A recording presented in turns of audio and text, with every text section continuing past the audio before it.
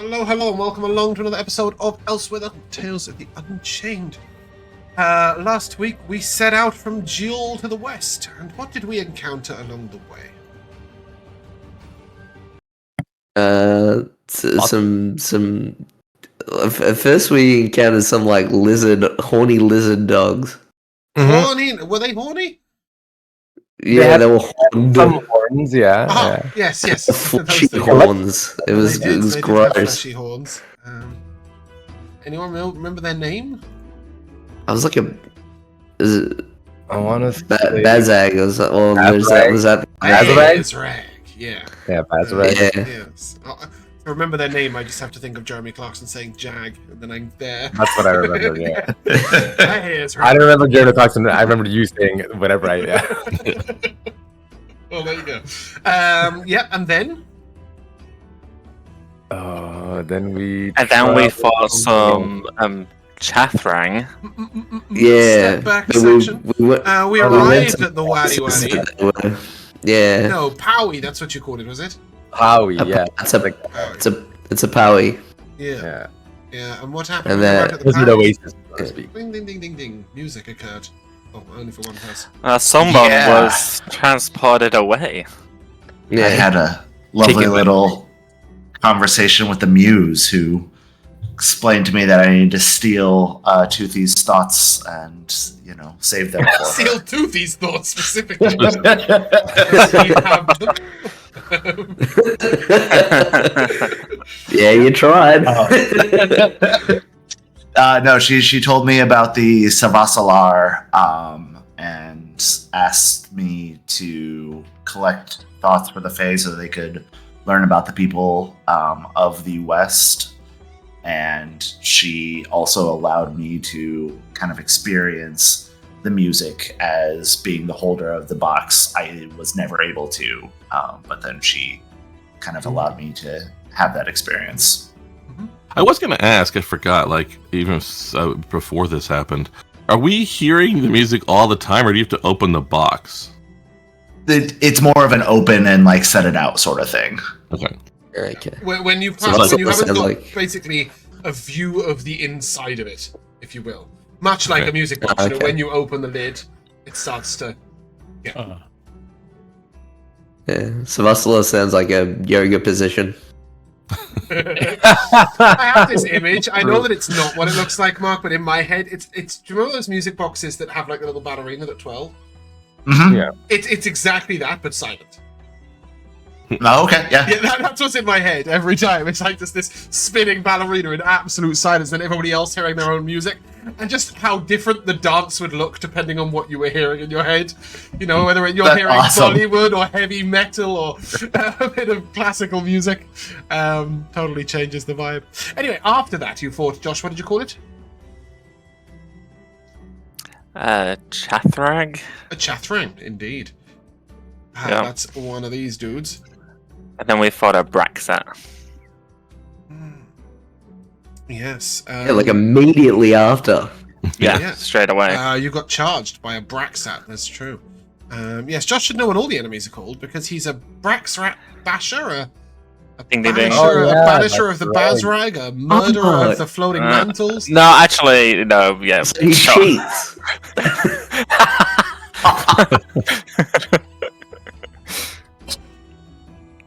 When did you kill the floating mantles? Was that the previous session? That was previous, yeah. Yeah, I want to say that was the one before. So we've been in the Savage West for 2 days now. 2 weeks, sorry, 2 sessions. Yes, that's what I'm trying to say, yes. Cool. You were sort of in this... you'd actually passed through the mesas and back out the other side, but this is the image I've still got. Because the plain, ground is still like this. It's still scrub brush, as we call it. So, like a desert, but with little bits of hardy plants growing alongside it. And we were headed towards the ancient mine. I think that there is where we'll resume. I believe we had just gone to the tower for the night. Was that right? You guys were long resting, right? After the Braxton. Well, I'm not sure we even got to it, but we certainly would be. Yes, that's what I mean. We were just about to set up. Suppose then you don't want that art at all. The other thing, you want that place. Tower of Vicious Star. Show me that tower. Press tower.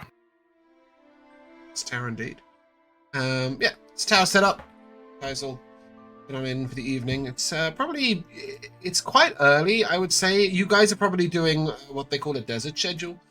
So you're checking in early for the night and then getting up very early, almost before sunrise.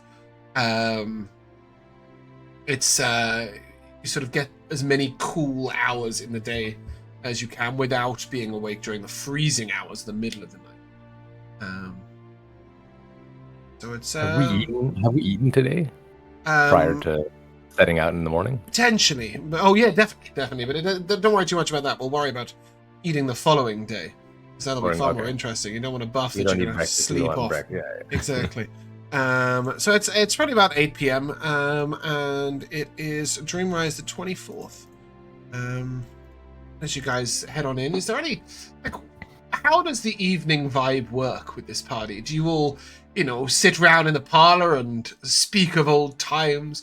Do you all go do your own separate things within the tower? What's the happening? That's a good question, actually. Currently, I have a project on my hands. I'm currently using my woodworker's tools to fix up my axe, right? Fix up the handle of my axe, because right now, what happened was it was a halberd. Oh no, not a halberd. It was a it a halberd or a it was a halberd. I snapped it in half across my knee, so it's just got a broken handle. So I'm fixing that up, and then I'm slowly. I'm beginning okay, well, this journey, this is the start of our journey, meeting up with Fenric. So I've inscribed a little thing of all of us, and then Boxxo leaving, and then us picking up Fenric, and then slowly working my way up from the bottom towards the head as we continue our journey. And I'm creating beads and using leather strips to wrap around the handle, and creating using anything that I can to create basic paints, and creating dot patterns and line art. Is this the fireside job? Are you sort of in the parlor in a place of social circle while you're doing that, or are you private about it? No. This is something I do around others. You know what I mean? It's because I'm assuming, Mark, when you are doing, call you by your own name, but I'm going to stick with it now. When you do your alchemy, you take it, you go away to do it because it's bubbling and swirling and mixing and bottling, and that's why you do it late at night or first thing in the morning. Yeah. I also imagine that Corrie, similar to myself, is very happy to be around people, very comfortable around people, but then recharges by being alone, sort of thing. And so he uses that time to do his alchemy, to just kind of be quiet and just kind of have his own time. Not that he's purposely avoiding people or will avoid conversations, but it's just that's his coming back to himself sort of time. I think most of us have those times. What of Vel and Pietro? The two of you, Vel, of course, being a totally social creature. If there's no one to mock. Right. I mean, if there's not going to be too much occasion for doing anything that will impress people into saying things to him, then I don't know. But I think probably it's kind of both actually personality-wise and kind of thematic to the teleportation stuff is you never know whether he'll be there or not. Right? It's not he doesn't follow the flow of the rest of the evening for regular people. It's not if we're all sitting in the parlor, he's sitting in the parlor, and then if we all retire, he retires. He'll either be in that spot where you're there, and then you look up to say something to him, and he's gone, and he's up on the roof doing something. So he could just be any place at any time, according to his own whim. Love those. So I think most nights are on any mundane night, and Pietro is sort of just sitting in the corner, poring over a book or two, just maybe once in a while he'll sort of lift his eyes up from the cover to see what's happening. But I would also say that when he's not reading, he's probably just sort of floating, literally floating around, and just sort of like looking over people's shoulders and being like, "What are you doing?" Which he would likely do to, I guess, Toothy in this instance, since he's like vigorously working at something, and Pietro is just curious. And so maybe Pietro will sort of float on over to Toothy, pop over his shoulder. It's more of that flat plane floating, even when you came up from behind the the more you book. fly, the creepier you get. It's like if like this is his shoulder, I'd be like, It's like, no. "What are you doing there, Toothy?" So I'm just fixing up the axe that I got, cause The one you broke. well, yeah, I broke it, but like I did that on purpose though. So I saw that. I was there. yeah, so But I these feel axe, like as well. I said these axe, it exudes some sort of magic, I think. Is that right, DM? Sorry, the axe does indeed exude magic. That is what you asked, right? Sorry, I was trying to fix something.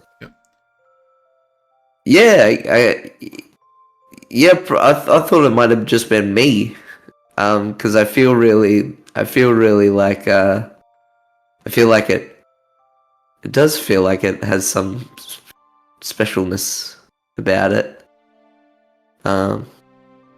but I feel like I don't know much about magic, Mr. Pietro, but Just a Pietro, please. oh, sorry. I just felt like just a formality there felt needed. But yeah, I don't know much about magic, but like on a level that probably you do. But like I don't know, we're sort of told that like our magic, if we have any at all, comes from us, but it's not. Maybe it's not like it doesn't originate from us because it's like sort of given to us by our ancestors and by the land. And So your magic comes from within, as opposed to manipulating the weave.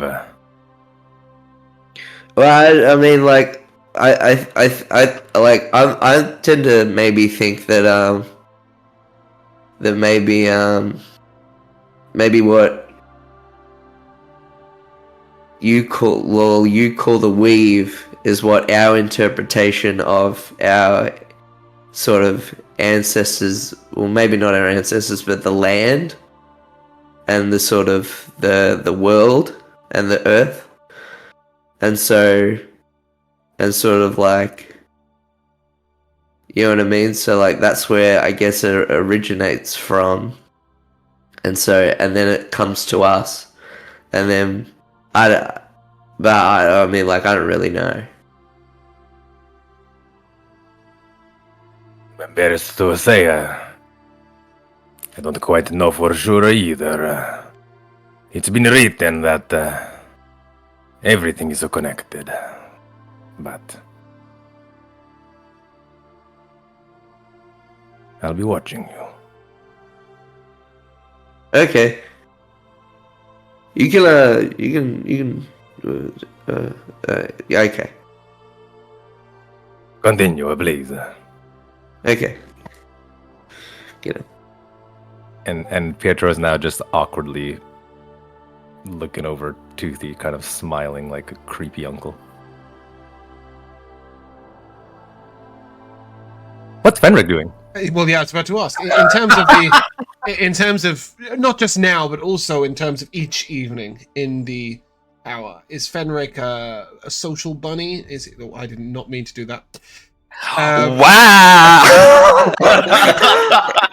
He's a hare. As soon as I said it, is he a social creature? Is he somebody who likes time alone? Is he a bit of both? Like, what's going on? He's very social. But if it's a pretty chill night, everyone's kind of doing their own thing. There's not much talk happening. Then he will open up his little notebook of where he keeps all the different titles he's claimed for himself. Each of them are on their own separate page, so he spends his time sketching out a scene of him killing that creature. So he's probably sketching out one of the things we've just killed. How good an artist is he? I'm curious. He's pretty good. Okay. He's got the That's painter stick supply. figures, right? Although he's not painting, but yeah, he's a pretty good artist. And he sketches. He doesn't sketch from his POV. He sketches this is some kind of cinematic, image. So yeah, he's probably sketch one of those.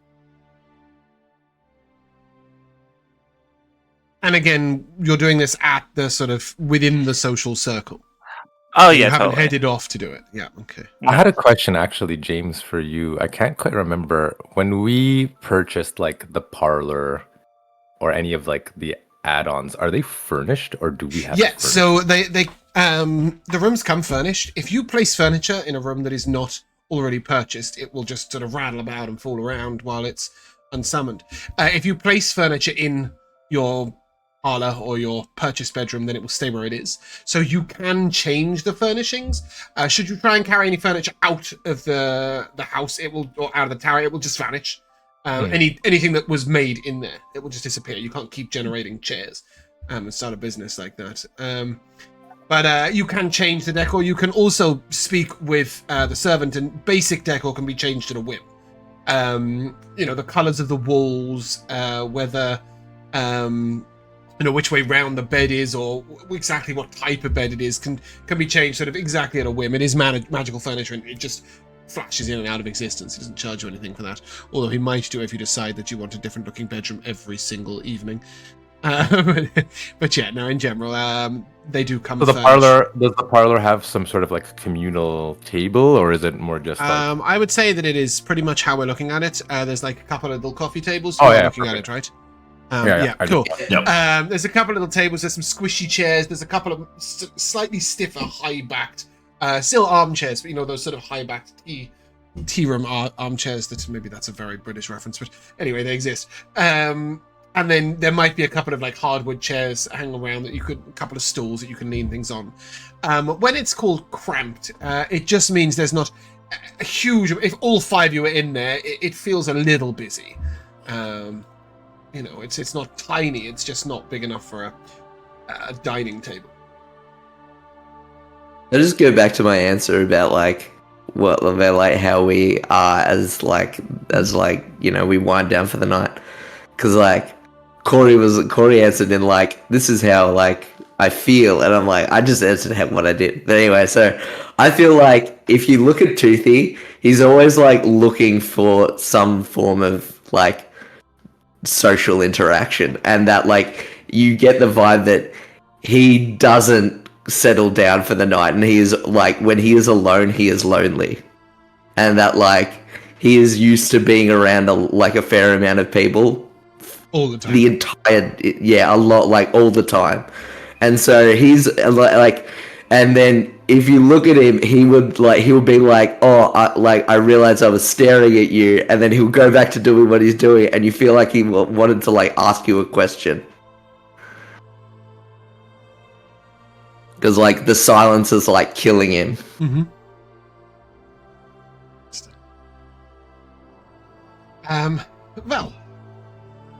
Somewhat at some point in the evening, I will assume that Vel is upon the tower. Yes, because he was going to go up and use the teleporting fishing machine. What is it? The Angler's Worldly Fisher. That's what it is. Yes. Fish off the side of the tower, but also look around to see what's in the desert at night when we're not there. It doesn't need to go into water at all, the Angler's Worldly Fisher? No, it just goes into a.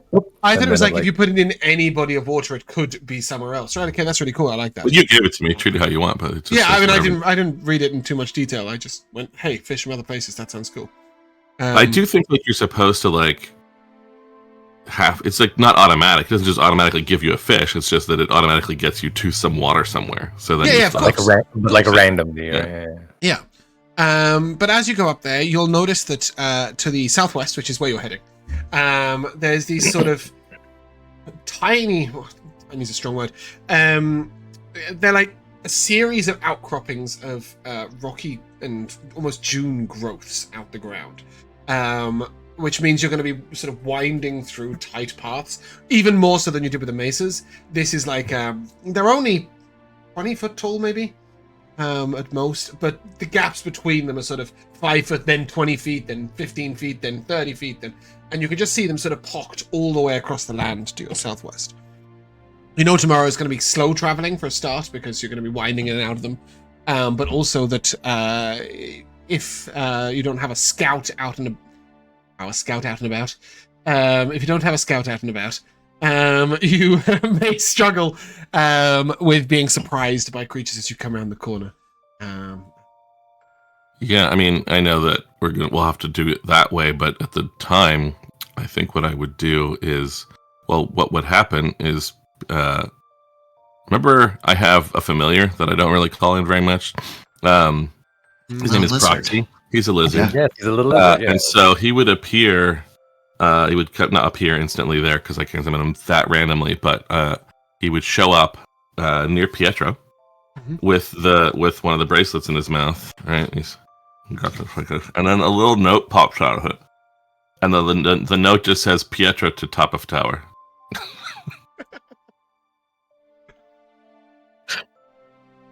Will slowly begin flittering up. I imagine it's like a spiral staircase up to the roof. No, I think I was very specific about this for some odd reason. It's a ladder or something? It is Oh, one yeah. long ladder up the wall. Because I don't know why I was so specific about that, but it's, yeah, I think because it's a hatch at the top. And spiral staircases don't go to hatches, let's be real. I will float myself up to the top.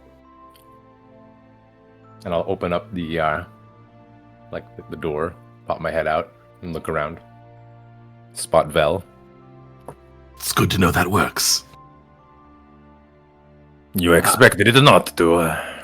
Well, I wasn't.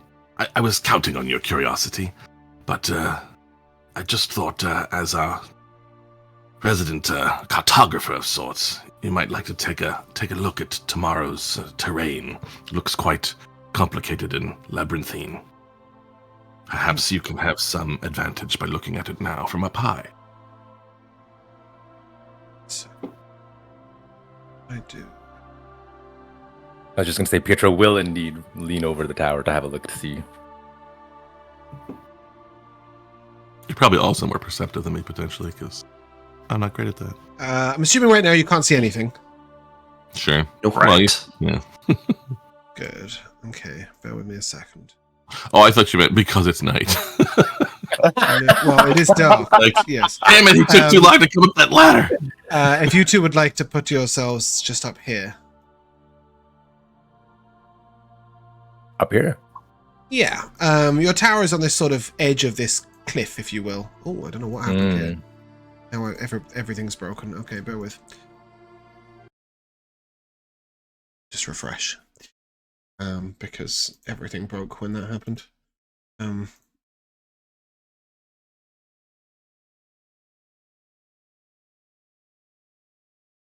Oh, I lost myself. Yeah, just bear with. Sorry, I'm having to refresh. Just don't move your tokens, because if I move your token at the same time as you moving your token, it sort of blends into it, and then it dies. So once they're down, just stay nice and still. You don't exist anymore. Okay, there we go. Cool. As the two of you are sort of looking out, you can see these sort of rocky outcrops. Some of them have actual steps carved into them to ascend, you would assume, by some sort of indigenous people a long time ago. But they're not man-made, though. They're natural. The actual outcroppings are completely natural. The steps have been carved into them. No, of course the steps. I mean the actual just so that you guys, I suppose, if the rest of you want to put your tokens sort of here somewhere, just so you've got an idea of what they're looking at, you're more than welcome to. Cool. Ah. But it's this sort of these constant rocky outcroppings, and you can see that a bit to the south there is a way down from where your tower currently is, and then you'll be weaving through them for quite a while. And spoiler alert, they may look exactly like this every time.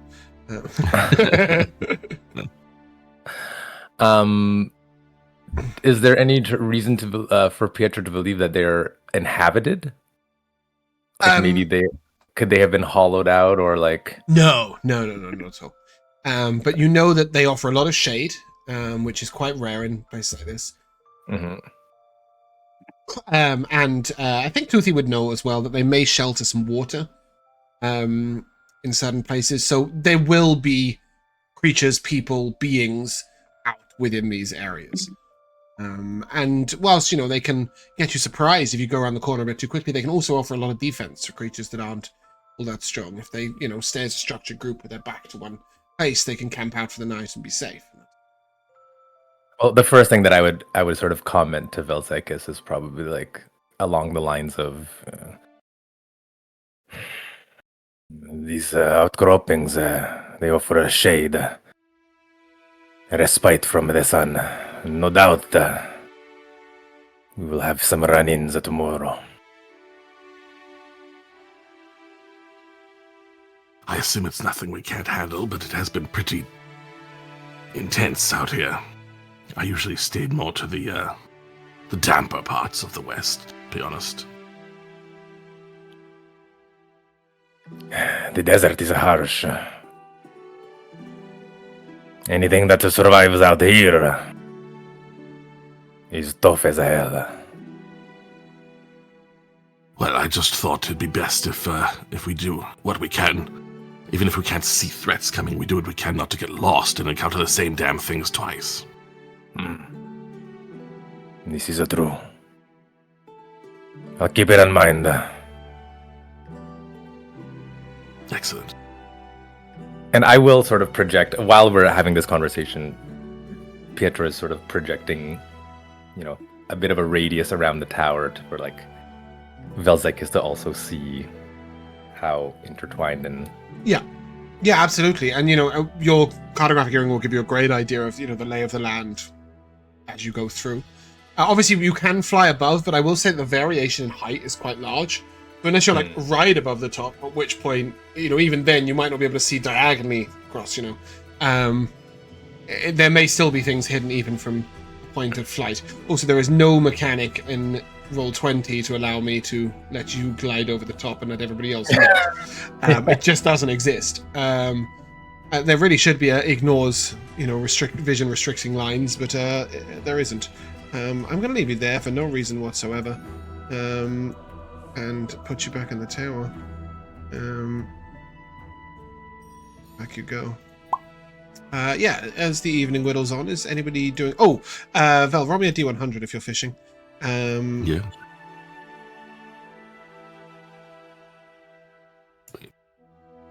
Damn it.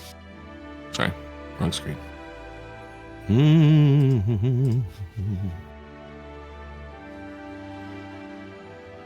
Did it go? Oh, they're still jostling about. 33. 33, wow. Yeah. You cast your fish. You cast your line off the tower. And after a little while, you fish up a very strange creature. It's a little apt for you, actually.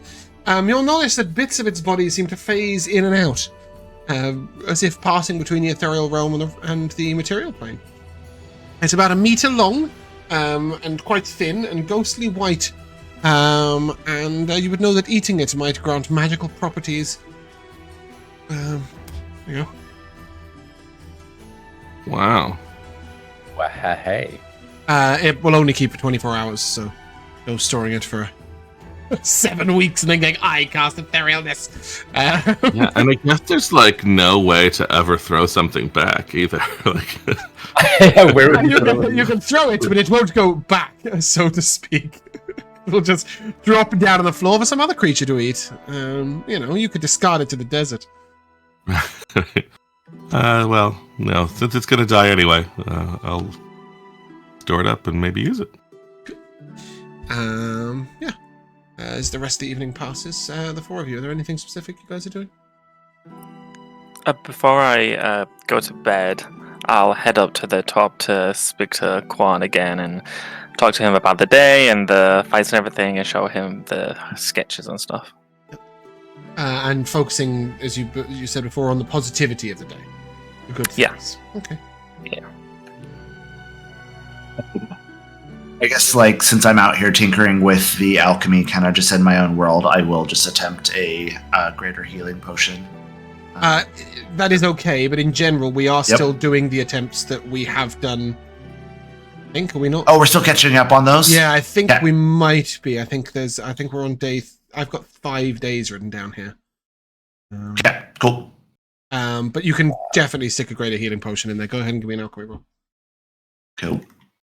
You're doing Corey's this with the milkweed seeds, wild sage root, and me knowing ephedra. what they do.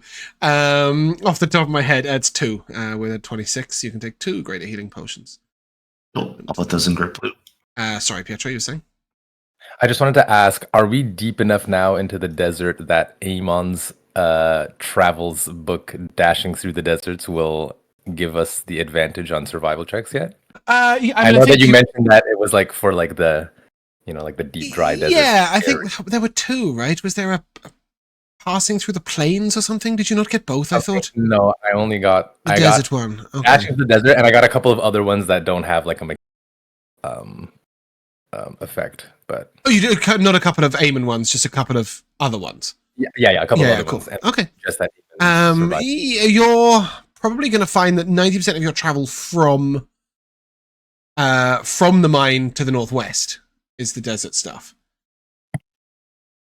But until you get to the mines, you're sort of in this strange, like, savannah, I guess. In between, yeah, it's a savannah. You're not going to need to make any survival checks. That's probably where the best way I can put it. Until after you get out of those places. But yeah, following morning, perhaps it is the remnants of last night's dinner. What was last night's dinner, Corrie? It was so good. It was So we've got these steaks that we got from the Bazrag that spoiled in a couple days. So we're trying to use those up. So I think we're doing like a raclette, some roasting some potatoes, doing the steak, get the cheese all melty, and then just like scraping it off onto the meat and potatoes. When Josh and I went to Bruges in February, I had a raclette burger. And I had never considered such a thing. For those of you who don't know what raclette is, it's basically a French, I think it's French, might be Belgian, process where they basically heat the cheese to the point that it's melting and they slice it and basically dribble it into I think food, it's, right? is it not Swiss? Might be Swiss, yeah, that would make more sense, yeah. But But basically I had this burger with like, and they just poured the cheese into it and then handed it to me. It was the messiest thing I've ever eaten, but my God, was it good. The Bazrag steaks lower your threshold by 2. So if you'd like to give me your cooking check, it's anything over a 12 that you will receive in max HP. Corrie, what's your current cooking skill? That's in our notes. We're at 3. You're at a 3. Yeah, I think it's probably about time. Go ahead and give me an in check with advantage. Yeah. As you learn to cook these new meats, as you traverse the desert, let's. Did you just roll double nat ones? On mine, it's 11 and an 18. Great. That's good. 18 is good. We like 18. With an 18, you can go ahead and change that to a 4. Why the fuck am I a bandit captain 2? Why 2? Hello. What happened to bandit captain 1? Yes, you can go ahead and raise your cooking skill to a 4, and with a 25, that's 13 increase to max HP. Long rest first, guys, and then add the 13. As you have the rest of the Bazrag steak and the following morning. Yeah, it's a good roll and it's good food. Yeah. as you all gather round for breakfast and plan out your day ahead, knowing that you've got this sort of rocky outcropping situation, is there a specific marching order or strategy, or do we have like a floating Pietro and then some people like separated out? Like, what's the thinking for the traveling aid? Well, we certainly have a floating Pietro, but like as you said, I don't want to be just floating above the trees. There are no trees. That's fine. Or floating above the alcoves or whatever, seeing everything. So I would likely just like travel alongside them. Okay, but just Pietro to will 5 feet relay. around, you mean? Then? Yeah, exactly. But Pietro will sort of relay the information that him and Vel'zekiss were pouring over on the roof, and maybe letting them. I mean, just basically warning everyone that it is in all likelihood that we will have to defend ourselves today. Mm-hmm. And the rest of you, sort of all in a tight group, sort of keeping your eyes out side to side. Are you spread out so if you get ambushed, only one of you is in trouble? Are you? Is somebody sneaking around ahead, or what's the? Yeah, give me all the details, please. I mean, I can scout a little bit ahead to see if I was gonna say I probably Pietro might be like Venric. Are you capable of scouting? Our previous companion was sort of that guy. Don't worry, I got this, and I'll give you a wink. Okay. Corey, being completely out of his element, is just waiting to be told where to be. Like, not taking any sort of initiation of like, this is what I'm in charge of. Just being like, kind of like, somebody tell me what to do. Like, I got nothing here. Mm-hmm. Toothy is sort of. Or even behind me. Oh, there you go. I was about to suggest. And yeah. Fenric, as you head out first, and you traverse through these sort of areas, I'll take a perception check and a stealth check, please. See how easily you move amongst the outcroppings and what you are seeing.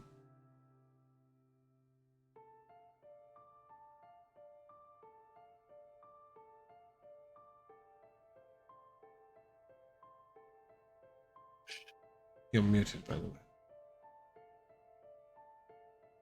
The stealth is a 21. Cool. And what was the other one? Perception. Perception. I was just checking the reliable talent thing. That is a 22. You get level 7 now. Cool. So yeah, as you sort of think about it, you move very easily. There's plenty of shadow shade and spaces for you to step between. And then you catch these sort of fairly large footprints. Paw prints? Hoof prints? Protrusion prints? I see prints. Yes, they're prints indeed. And as you look down, you'll note that it is a three-toed creature of some sort. And it's big. That's really all you've got from that. If you want to give me a survival check, you can, but I think at disadvantage. Okay. Does it look like they were made recently? We'll incorporate that into your survival check. 20.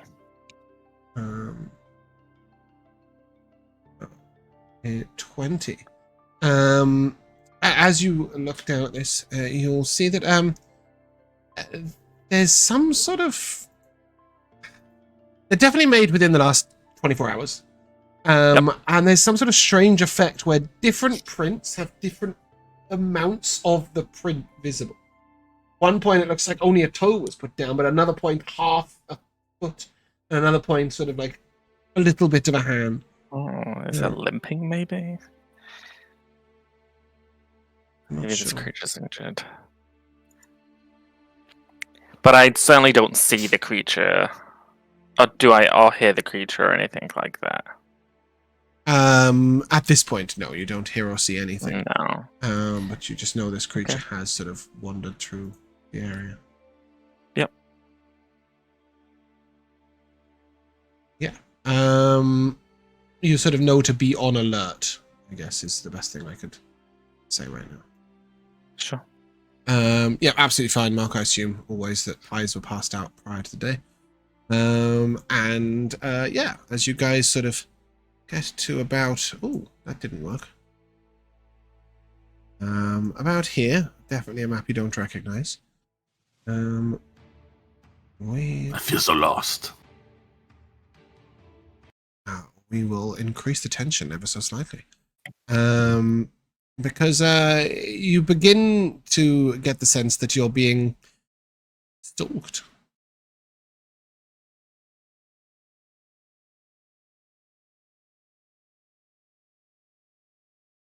I've had this before. Fans sometimes get overzealous. What was that guy's name? Ethan, was it? You better figure it out, because if we ever get back to that town, I expect he's got a whole... Oh, fan club yeah. happening. I think it's called Ethan. Oh my god, I totally forgot about that guy. Lionel? biggest Lionel! There we go. Yeah. Vel's biggest fan. Yeah, Lionel. Anyway, yeah. I will nudge Vel'zekiss with telekinesis from over here, from 10 feet away, because I'm too lazy to walk.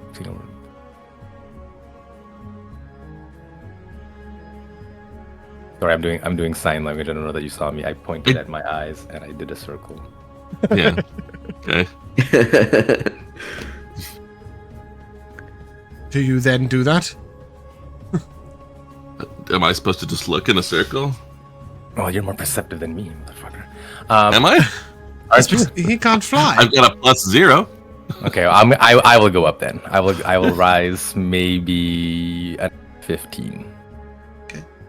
To be 20 feet in the air now. Yeah, no problem. You don't see anything specific, but you see more of these prints. And you will see that they sort of not only lead up this way, but they also seem to come back round. From this point, you will realize that you are in something's hunting grounds. And I will simply ask you to roll initiative. I want to ask you to be specific about every single one, and I know you said they vary, but how tall, kind of ish, are some of these things? The tallest are 30 feet. The shortest are 10. Oh, okay. Yeah. They're easily jump uppable and jump offable. But I don't think... Oh, can I facilitate that real quick? Let me see if I can.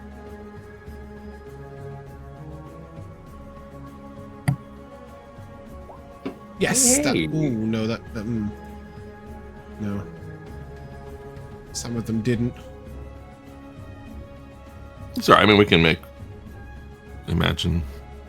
We can imagine. I don't know what my brain is saying. Neither do I. Make But imagine, boys and girls. at this point, I can now put you on the tops of them, and you will be able to see down from them. But I have to put you there and put you back. You want to do it yourself. But yeah, guys, roll initiative, please. Yeah, we all rolled incredibly well, actually. Okay, I've got Corrie first with a 22, and Toothy last with a 16. We happy with that? Anyone want to change? I think we're okay. We're all pretty much like within. Yeah. Yeah, I mean, swap if you want, but I'm in the middle, so I'm Why useless not? to anybody. Okay.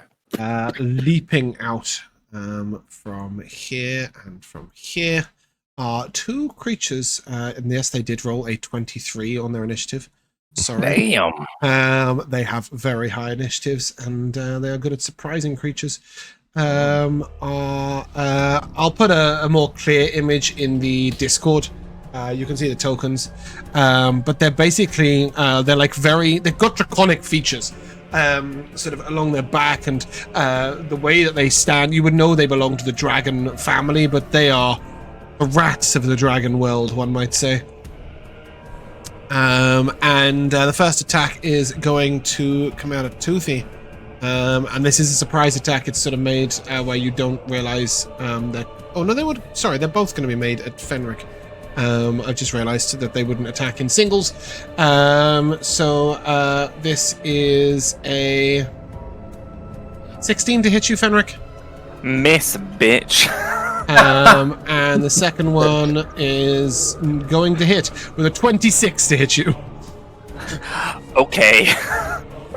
So that is... I'm going to use my reaction to half it. Uncanny dodge. I said it Yep. before you rolled the damage. Yeah, that is 26 piercing damage, halved to 13. Yep. And then... I don't know if this is going to roll or if this is going to ping. It's going to ping. Oh, well. Never mind. Well, if it rolls, it gets that. Hey, there you go. Look at that. That one is going to fade into nothingness. Well, since it pinged, isn't that when it takes damage? Yeah, when taking damage, it fades into nothingness. Nice try, James. No, we're not going to do that. That would be ridiculous. That would be infuriating, and this fight would last forever. No, I'm happy with my own interpretation of it. I just wanted it to roll the d6. I was hoping it would just go fade to nothing, just recharge 6. That's what I was hoping for, 1 to 6. Yes, it is going to be something it chooses to do on its turn. It is... Can you imagine if every time you hit a creature it disappeared? That would be infuriating. Corrie, you're up. Cool. We are going to put out a bless on... Let's do everybody. We got 3rd level spell slots. I mean, you can exclude me. No. We're done excluding you, Pietro. You're part of the group.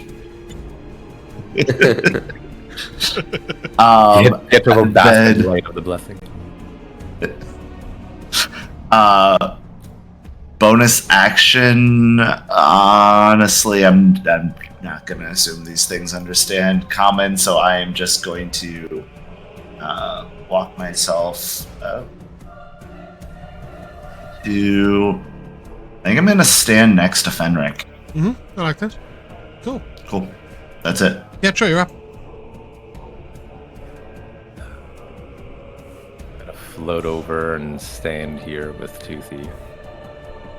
Is this rock low enough? Actually, there's a lot there. I cannot make it so that you can see through it. Yeah, no. Darn. You can fly onto it. No, it's fine. It's fine. This is good. I'm just going to... Can I do this without hitting Corrie? Oh, sorry. That's okay. I saw the thing sort of more behind Fenric. Okay, so then I'll throw down a Magnify Gravity. Yeah, no need to put it on that board. I will just do the 2 rolls.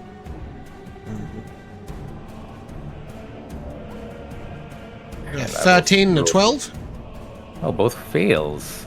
Sorry, I should have mentioned that this was at 2nd level. Great damage.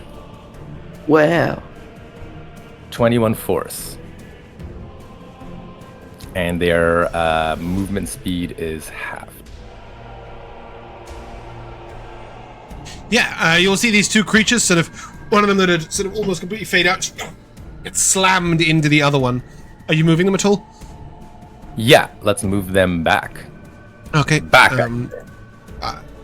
Fenric, do you want to protest this, or is this okay? No, this is okay. Okay, cool. You move them back 5 feet, and then they sort of clatter together, and you see them both present at the same time.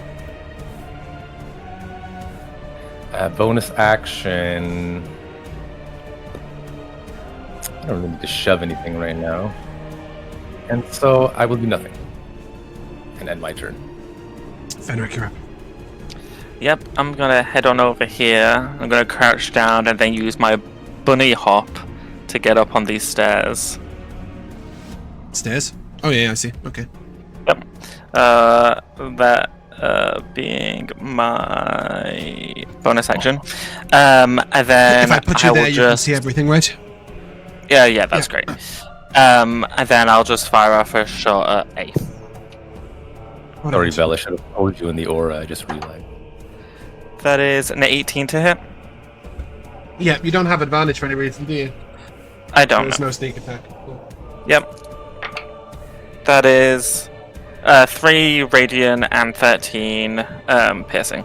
Yeah, you hit this creature, and it doesn't even seem to notice. It took the damage in full, but it barely sort of scraped its hide. Yeah. So that was at A, and his movement speed is reduced by 10. Okay. Yep. That's me. Yeah. That's my snail. There we go. Okay. Leaping out at you, Corrie, from around the other side of the rock. Or from over the top, you would assume, as they come down. And they both go for this massive bite attack. This is pack tactics, so the first one is a 13 to hit you. Nope. And the second one is a 28 to hit you. I think that might hit. That'll hit. Yep. Okay.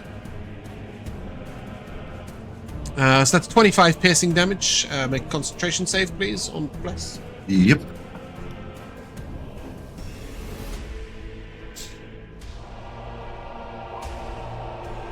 $23. Yeah.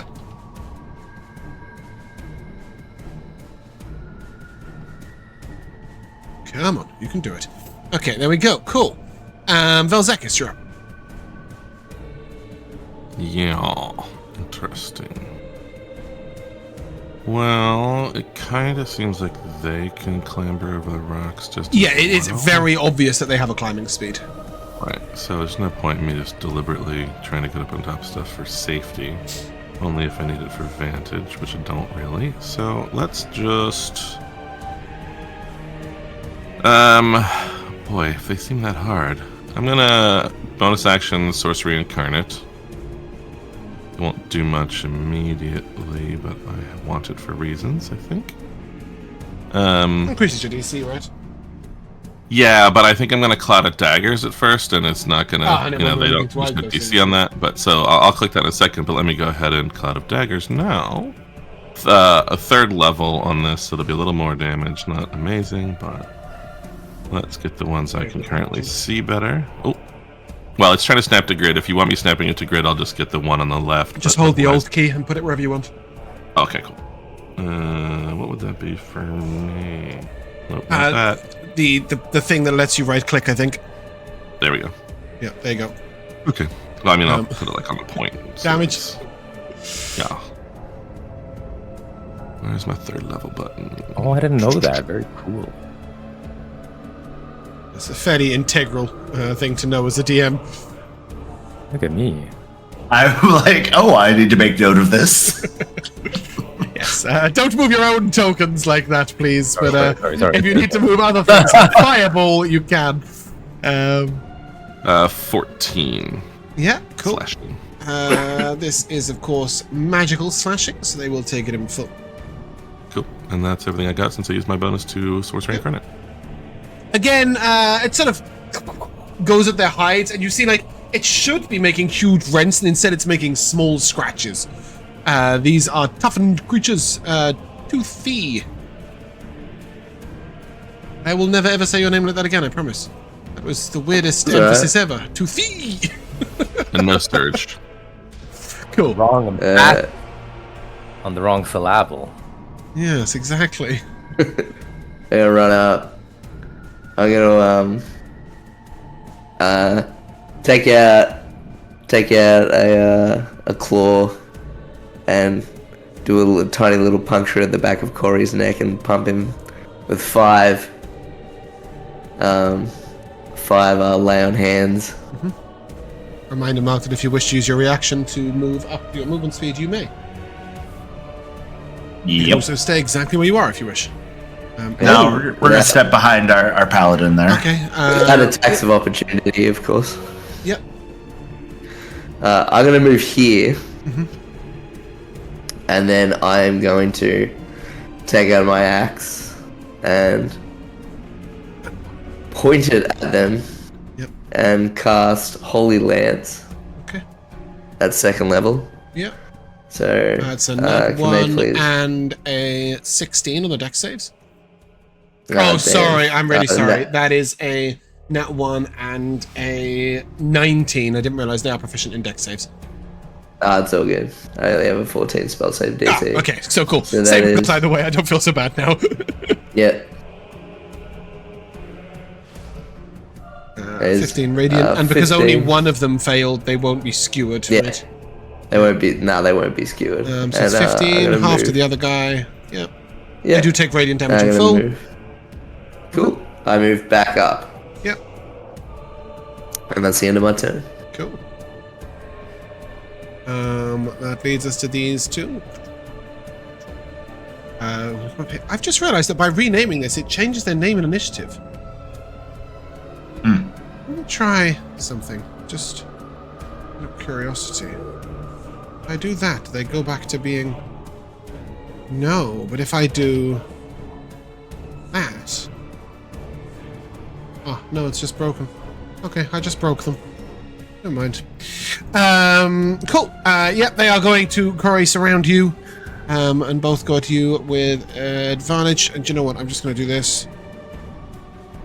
That is a 25 and an 18 to hit you. The 25 will hit. Cool. Hold up before you take that damage. Yep. Jack, is there a thing where he takes reduced damage because of your aura now? A thing? That is minus your correct. charisma modifier, is that I right? So it's forgot 22. about that. I Yeah, think. so it's minus 3 to all damage. So 23 What's piercing it? damage and a concentration save, please. Okay. Forgot about that. It's alright. I've got you. Oh look, there it goes. It just fixed itself. Fix itself. Question on the pack tactics. I know that they're moving at the same initiative. Do they both get the advantage then? They're actually one effectively initiative roll. Cool. So they are just they leap together and do a thing. This is very common. You'll see me do this a lot with pack creatures. Although we sort of bypass the early level stuff, but you'll see me do it with wolves all the time. Because that is the nature of their creature, you know. Yep. Cool. I know you guys can't do it too. You maintain concentration. It's your turn. Yep. Cool. So we are going to do the Dawnfire on myself to get a little buffer here. So that is dex save from them. Yep.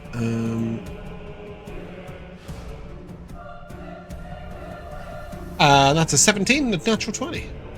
That passes on both of it, so they will take half of 9. Yep. So you gain 9. You'll gain 8 temp HP actually because it's 4 on each. You'll gain 8 temp. Any bonus action from you? Yeah, I will just go ahead and I'm going to use my daily potion from my cauldron. The greater healing just potion, 'cause I can't 4d4 save plus those. 4. Yep. And that'll be it for me. Nice, not a bad roll in the healing either. Pietro. These creatures are thus far looking almost completely unharmed. Yowza. Well, I don't want to crush my friends here, but I might have to. Toothy's got a lot of hit points, though. I got a lot of health. You can exclude someone, right? I can exclude one person, but 2 of them are in there, so I would have to. I got a lot of health, dude. I would want to exclude Corrie. Yeah, or you could just hit 3, right? And then exclude Toothy. So. Yeah, that's actually true. Maybe we'll do that instead. That's a smart idea. But you quite like your friends. I do. They're Do very look at sweet that. to me. Yes, exactly. Cool. Exactly. What level are you casting it? I want to do. Let's do a 3rd level. You know what? Get Cool. some damage in there. 16, 10, 14. The 16 passes, so he'll only take half of Yep. this. Worse than the level 2. 20 force damage. Did they seem unaffected by that force damage the first time? No, they took it in full. They're just pretty unaffected by damage right now. Damage. So it's 20, 20, and 10. The 2 that failed are both southeast of Toothy. Do you want either of them to move anywhere? Probably not, right? Because they're in Cloud of Daggers. Yeah, I want to keep. Well, if I move them back, Do you want to move them down 1 square so like they're down, still down in it? 1 square, so that they're still Yeah. in it, and then if they have to come back, they have Yeah, to step okay. in through it. Yeah, I like that. basically. And then Don't movement think speed it'll is work, halved. Halved, yes. What were you saying? I don't think it'll work because they're not going to have to enter it. Unfortunately. Oh, they have to enter it. Doesn't it? If they end their turn in it as well, right? Well, yeah, if they stay there, but Yeah. why Well, would they stay I there? mean, Because one of them has 0 movement speed. Oh, wow. Because Yeah. Josh slowed it, reducing its movement speed by 10, and then this idiot halved it, and now it's not got enough Yeah. movement speed to get out. Well, actually, that was A that I did that to, not any of the ones that are in the cloud. Boo. Okay, it's gonna have to be B, because A wouldn't have been able to do any of the things it did in its turn if it had done that. So I just got it backwards. Sorry. Okay, that's fine. Do me a favor, attack B, and then it just stays a reality, right? Sure, that is fine. I Any will do bonus so. action, Pietro? Yeah, I'm going to. This would have been Let's a good put- time to pull Corrie, right? So that you could have hit all 4. Yeah, I know. I just realized. Let's push instead then this guy Yeah. to this spot, if I can. Strength save. Strength save. No. Fenric, Damn you. you're up. If you want to move, Rico, go ahead. Yeah, I will steady aim at B. Yep. It's good actually because you'll reduce his movement speed after it's been halved, which will put it even lower. There you go, 0. Yep, that's 21 to hit. Oh, 21 hits. Cool. Roll the radiant first. That's 2 radiant. Mhm.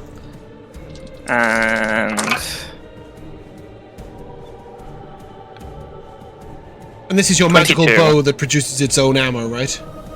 Yes. Cool. That's 22 piercing, 10 feet movement speed reduced. Yeah, that's me. So that creature has 0 movement speed, so he is... I suppose I could take the dash action, couldn't I? How does that make sense? If his Dash speed is action. halved from something to something, and then the 10 reduces it to 0, Well, doesn't that dash just and then he takes double a your dash action, movement does he speed? gain an additional 20, or does it double 0? Double I think zero. it double 0. I think it Yeah, I technically quite like doubles. that. I quite like that. He'll just stay there. The other one, however, does have the movement speed to get out. And we'll, oh no, he still has half though, right? Mhm. So he can go 10 feet. Yeah, that's fine. That's 10 feet, right? Cool. So he'll come to Toothy, and he will use his pack tactics attack, which is a 22 to hit. No, it's not. Rubbish. Yep. No. Okay, sure. It's a 27 to hit. Okay. For 15 piercing damage. Cool. Vel'zekiss, you're up. Well, if it was that other one's turn when it ended, he gets his Yeah, bonus action. please. That is, it should have taken the damage.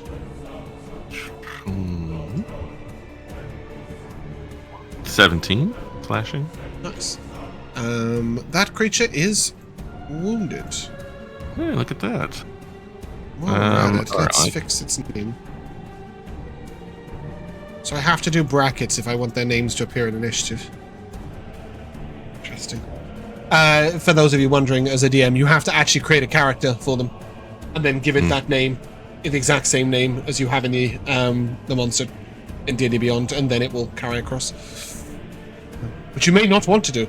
You may not want your players looking up what creature they are fighting, but I'm pretty sure that this stat block is so individual, you'd have to have access to my homebrew to be able to see it anyway. Vel'zekiss, sorry, your turn.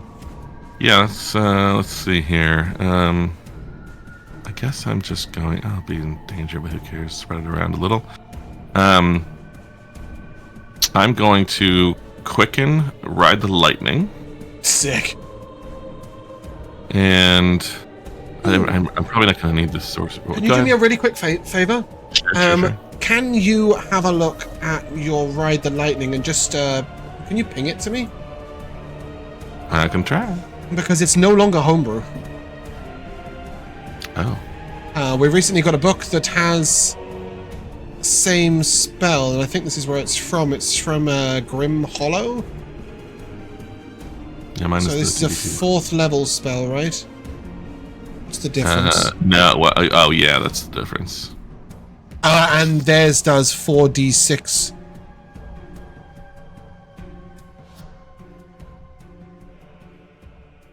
Yours is But- basically just lightning bolt with movement. Yeah, and the big difference is as well is that the 4th level one is that it's 15 foot wide, right? It's within 5 feet of the line. So that's why it's half damage. Right. 60 feet, and then you're 60 feet. Creature on the path between your standing and is 86. Yeah, whereas I think lightning bolt itself is 10d6. So yeah, that makes sense. Okay, cool. I am happy with those both existing, coexisting, one might say. Okay. I just wanted to see if it was pretty much the same spell. I was just going to say take the new one, but cool. You Right. ride the lightning. Yeah, Shit, so I'll shit. just go over here through those two guys. Do we see you riding the lightning, or does a lightning bolt appear and then you just appear at the end of it? You see me occasionally, right? Like it's like a stuttered, like across the field, with a little like it's instead of like I don't know, some it varies, but like I'm sure there's still lightning all the way along, but like like when there's an arcing of electricity, Yeah. it actually has an explosive sound. It's like that. It's like these little blasts of electricity. Cool. As he goes across. And it's 2 dex saves, right? Yes. I'm so lost in the tabs. Sorry. 22. 21.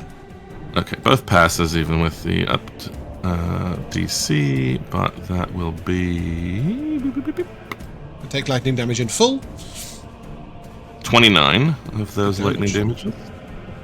Yep. And that was quickened, so I will use my action to move the cloud of daggers. Can you roll me a over wild there. magic check? Oh yeah, yep, absolutely. Thank you. That's a 12, so it should be all right. And move that over there. Yep, and give me the damage for that, Those please. Clear damage. Boop. 15. Cool. Anything else? Toothy. No. Alright, am I allowed to... I have a climbing speed, but am I allowed to, like, jump on the side of, this little thing here? And Yeah, still absolutely. use, like... Okay, cool. But you will provoke an opportunity So attack. I get an from attack of this guy. opportunity. Yeah, I get one. Yep, And that will be at advantage because Good. pack tactics is still a thing. yep. Yeah, that's cool. Oh lord, what have I done? Here we go. It's a 24 to hit.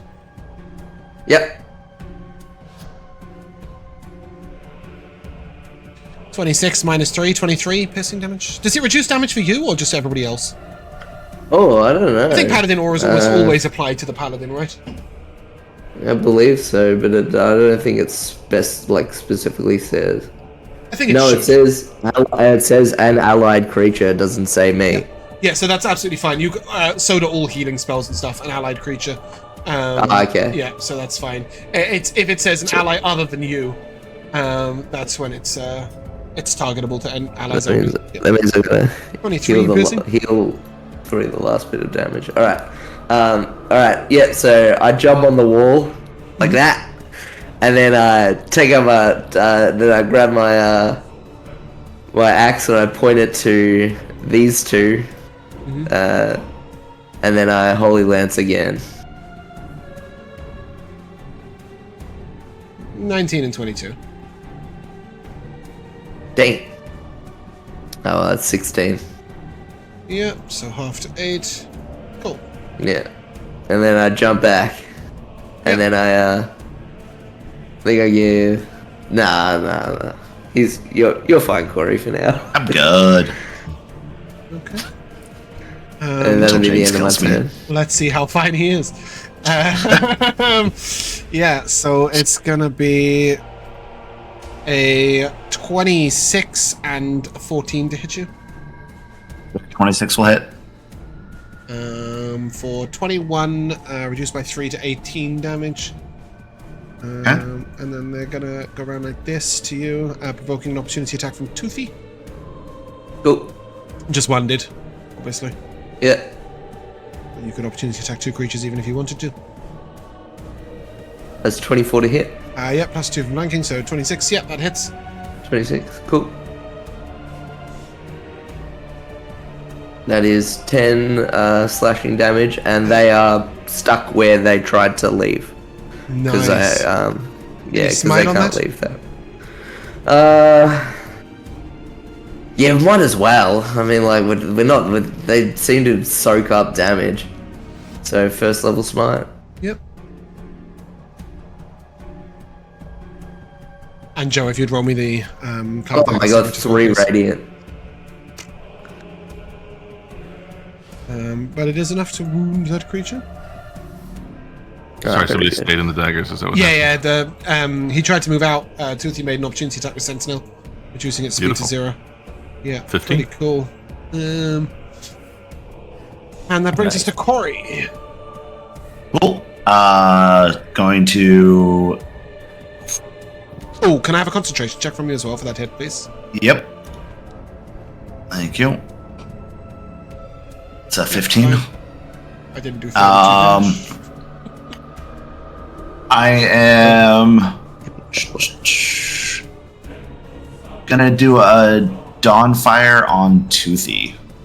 Okay. It's 2 dex saves.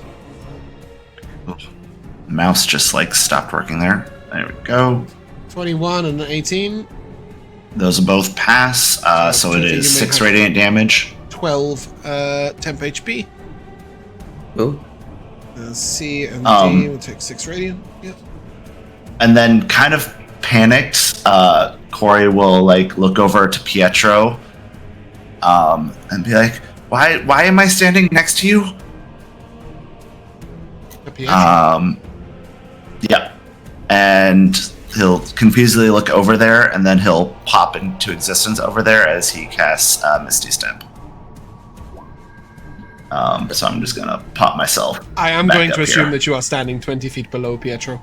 Yeah, And you yeah. didn't miss a step 20 feet up into the air and then crash down.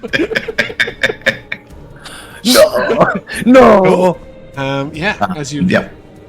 And you just pop out of existence and into existence. Yeah, so in Corey's mind, like, he sees himself, like, over by Pietro. Like, he sees, like, a little version of himself, and he's very confused by this. And then he's just over there instantly. And that's it for me.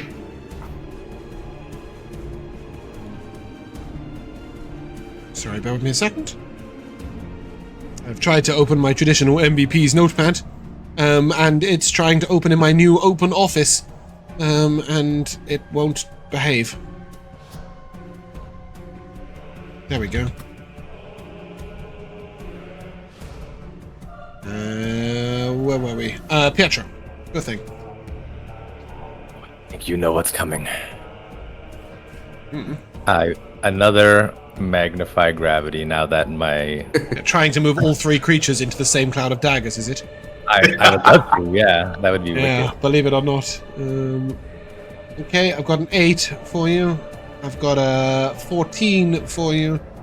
And I've got a 16 for you. Does 16 succeed? 16 succeeds. Okay, And so I only believe I D can failed. hit 4 of them Oh, okay. because I can shield Toothy. Yeah, the so that's a 12, so that one failed as well. Like right there. Yeah, I see it. I see it. Can you delete it? Because now it's everything. Done. Yeah. Done. Cool. So I got 2 fails, 2 successes. Damage was D and B failed. Oh my fucking Joe, God. can you give me the damage, Yep. please? So 12 to D. I think at some point, Rico, you'll come to realize that it's just a very low damage spell. It Which is, are not it is. rolling particularly badly. I just Because rolled you have fantastically. never failed.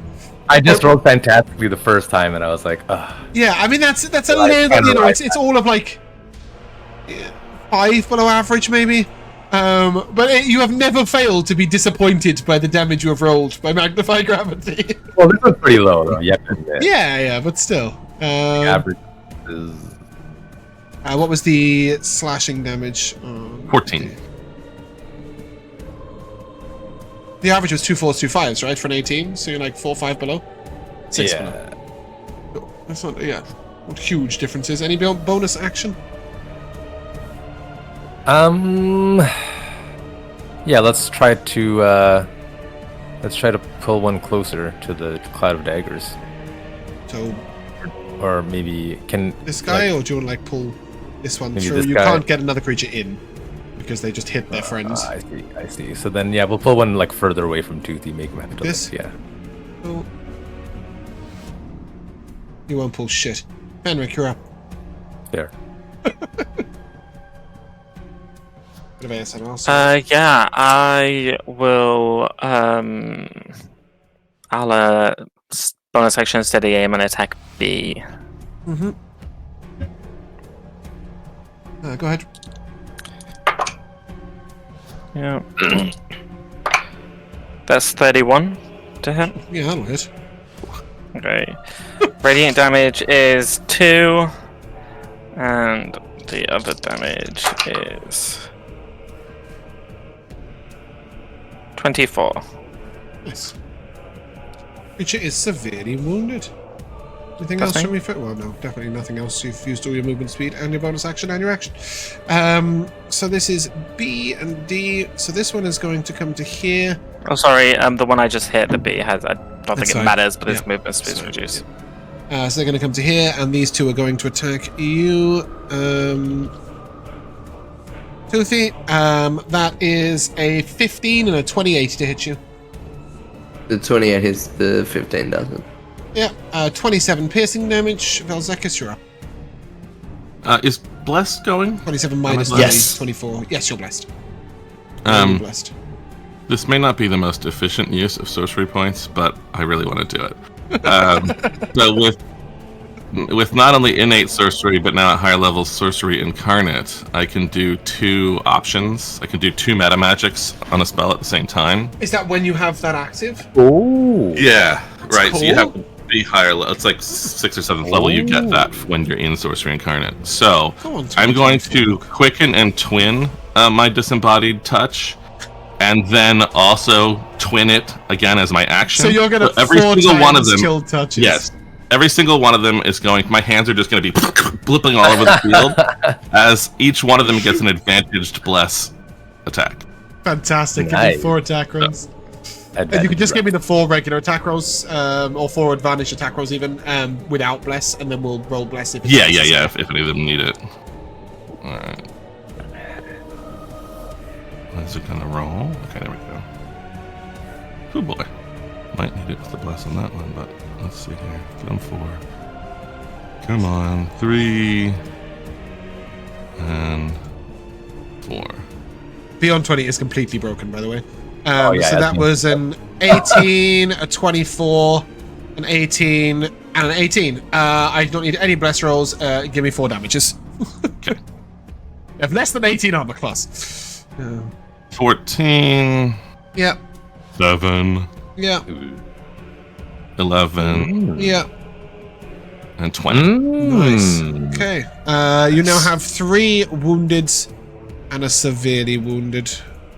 The severely wounded is B, who is down at the bottom. Anything else, Vel'zekiss? I think you've done No, quite I enough, think don't you? that's- Yeah. Exactly. Toothy. I mean, you can't move, I guess, so that is a thing, but yeah, Toothy, you're up. I'm happy. I know I should probably attack B, but I'm getting pretty low on health.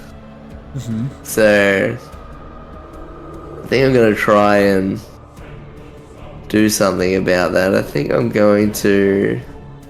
Eat a pie, drink a potion, do a dance, lay on hands. Yeah, I think I'm gonna. Well, I think I'm gonna cast bloody Shoot of Faith on myself, Okay. and then that gives me up to 24 AC, Yep. and then I'm going to action Eat a Pie. Action pie. Action Pie. I'm gonna Yeah, action but- pie in a minute when we take our break. I'm It should be in the actually, rulebook of high action. yes, I think I'm actually going to take the ham and cheese toasty action, but regardless, go ahead. Roll. What is it? 22 healing. 23 healing. 23 healing. There you go. 23. Beautiful. Oh, Thank thanks. you. Okay, cool. That brings us to A and C, who are going to, of course, surround Toothy. Oh. That work. There we go. So I've got a 23 and a 27 to hit you. The 23 doesn't hit, but the 27 does. Cool. You take 26 minus 3 for 23 piercing damage. Corrie, you're up. Oh, concentration save as well, please, Toothy. Yeah, con save. Plus. What, 10 plus. So you're going to need a 2 on the bless?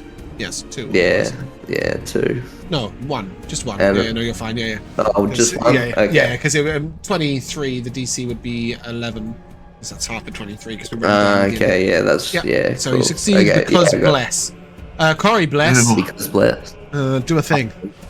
We're gonna dawn fire on Toothy every Why single would you time do here. that?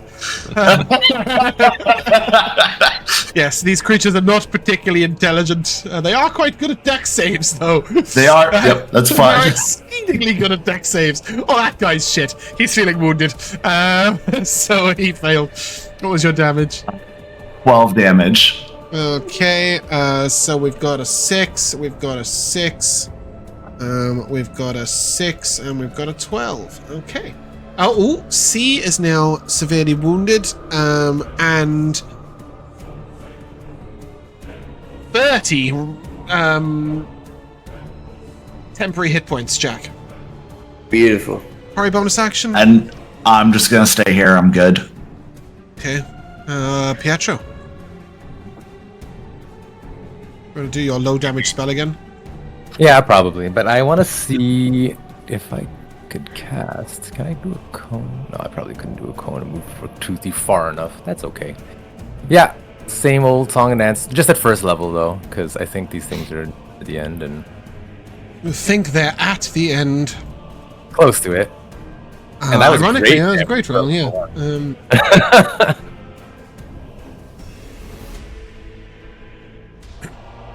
Well, these are terrible rolls. Lovely, Is lovely, that lovely. 4 failures. There you go. Oh, 4 failures. So I'll take 11 force 11 damage. damage. Okay. And let's pull the severely wounded one into the cloud. Yep. And this guy into a cloud, right?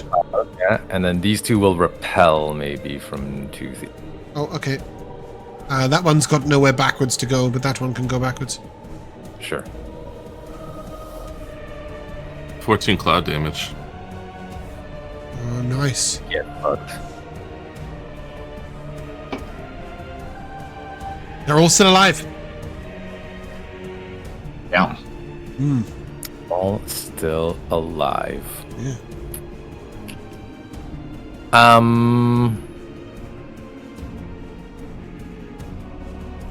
Yeah, that's fine. Cool. Fenric.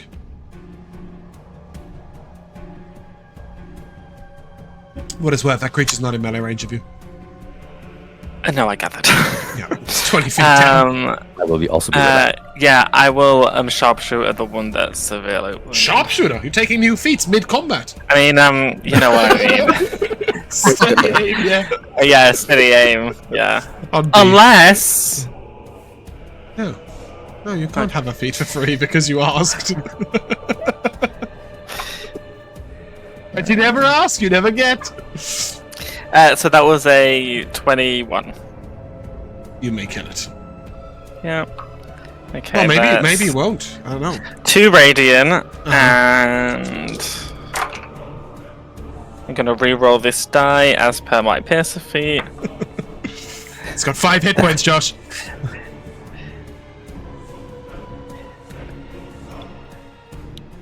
$31 piercing damage. I'll do it. Cool. You are now a Dagoran destroyer. I've got it. Yes. Actually, I'm an ender. They're called Dagorans. You can't be an ender of Dagorans. I know, but I ran out of words that begin with D in my list, so I had Did to you change devour it. them? Yeah. Demolish? Not devour means I'm eating them. Disintegrate? You might be No. eating them later. No, not all of the others don't. Like the feet? owlbear killer. Oh, you're the owlbear killer. Okay, we'll let you off then. Yeah. Cool. Let's see if I can be the toothy killer. He's the alliteration killer. Yes, he is the alliteration killer. Let's just do a thing. Toothy, that is a miss. And then he's gonna run to here. Vel'zekiss, you're up. All right. Did anybody on that turn stay there? No. Did C stay? No, B died. D took its turn. Yeah, sorry. Yeah. The wrong Sorry, one. no, it's my bad. I didn't kill them. Tracker. No, you're good. There should be the running tracker. No, I mean just where I was looking on it. Oh, okay. Yeah, I see. I had it scrolled to a stupid point. Okay. Oh, this is quite nice actually, because you guys know which of the creatures are going to be next in the turn. That's actually, and you would have worked this out by now in a regular game. So yeah, no, this is really good. I like this new tracking. Sorry, totally distracted. No, you're good. Every time, Joe. Go ahead, do a thing. Perfectly fine. I guess I'll just leave it and hope that guy stays. No, I should move it. You know that they will move out. They are aware of its presence. It's just I can only move it to 1. You can hit Pietro and Corrie. That's true. No, because Pietro's way up in the air. Oh yeah, that's true. Okay, never mind. I have to be. Alright, so I won't. Yeah, it's just that quickening is expensive, but I'll, which is to do anything but this, I'll have to do. Let's put it on the corner so that give me damage. if anybody moves there, right? Yeah. Okay, 64 is 15. You bring it to its knees with damage. Okay, then let's go ahead and try to get it with a quickening of something. The thing is, it's just better to just keep using the cantrip with that gem, and like Chaos Bolt isn't worth it. It's not as powerful. I will say that even without the gems, like when you get to a certain point, level 1 spells become utility only because they will never out-damage your cantrips. Right. And like, this has been quite a fight, but I have really no sense of where in the day we are, you know what I mean? So it's like about 11 a.m. Right, yeah. So let me just I will quicken a touch on the guy that I almost just roll a hit. Also roll to hit. Okay. So it's 26 even without the bless. Yep. Ironically, you guys haven't missed a single time. But 17 necrotic. Bless did keep Toothy's Shield of Faith up. Cool. I think it helped me avoid 1 attack. Nice, we like that. Toothy. That's all I got. Yeah. I'm gonna drop my axe, and I'm gonna attempt to grapple C. Okay. Yep. Athletics check. Yep. They got a 13. I got a 24. Cool. You have grappled this. Are you throwing them into the cloud of daggers? I'm throwing them into the daggers. Ooh, give me the damage. The way I see this, it's just like a full-on wrestling suplex. Just pick it up and straight into the daggers. I think I do a maneuver where it's like I grab it by its by the head, and then I kick my foot underneath it and roll back. Yeah. And then slam it onto the ground on its back and then twist around. Yeah. Well, you're only twisting 2 halves of the creature, as you land it in the cloud of daggers and slice it perfectly in half, slicing and dicing. And then, does that count as 1 attack per action? Like, I get 2 attacks per action. Does that count as an attack or an action? Only you and your character sheet can tell me that. Does it say you can replace an attack with... I know you can shove as an attack. Can you replace an attack with a grapple, or does it grapple an action? Let us find out.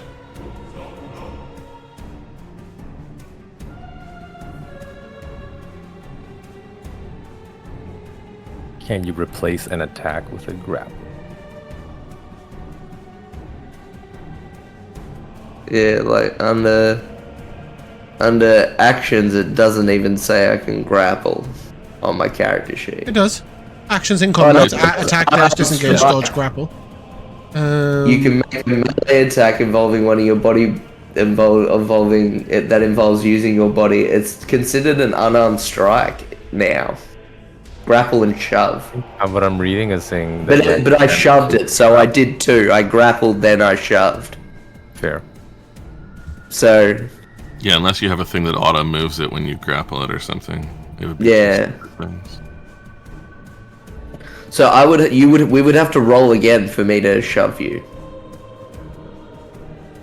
But that's 15 So I away. let you move a creature Okay. within half your movement speed with a grapple, provided it is a creature that you would be strong enough to move or carry.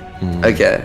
So once you grappled it, technically I think by law, we're not going to do it for this particular moment, but by law you would have had to like walk the other side of, like you'd have to drag it in, do you know what I mean? Oh, yeah, Like, yeah. so yeah. you would have to use half your just movement, your movement speed okay. halved to drag a creature with you. But it's not relevant in this particular moment. You suplexed it into a cloud of daggers. It was cool as fuck. Take another attack. Why the hell not? Alright. Do I want to do the same thing to the other one? Fucking Is go! it- am I- Yeah, give me that athletics check. I love that. Cool. Yeah, and to be Okay. fair, like if it's within, I will say that if with the cloud attacks, if you're moving a creature within 5 feet, I think that is a grapple and yoink, right? Obviously, there are some Yeah. creatures that are too heavy for you to move, even if you succeed in a grapple. Yeah, of course. But Essentially, this- you're letting him shove to the side instead of only away from himself. Yeah, exactly. Excuse me, I got a 22 on my athletics. I got a 17. Give me the blender damage. All right. Ironically, this creature's pretty fucking healthy. Yeah. This isn't gonna my kill worst, it, but- my worst damage roll on that so Oh, far. he is 11. I finally was gonna severely say. wounded. Yeah. I was gonna say. We shove him in there. Oh, he's grappled. Yep. Yep, you hold him in there, and it's his turn. And he has disadvantage to attack anyone other than you, so he'll make an attack against you. That's a 26 to hit, which I believe hits even through Shield of Faith. Yeah, that does hit. Yeah, 17 minus 3 for 14, and give me the blender damage, please, because he is grappled.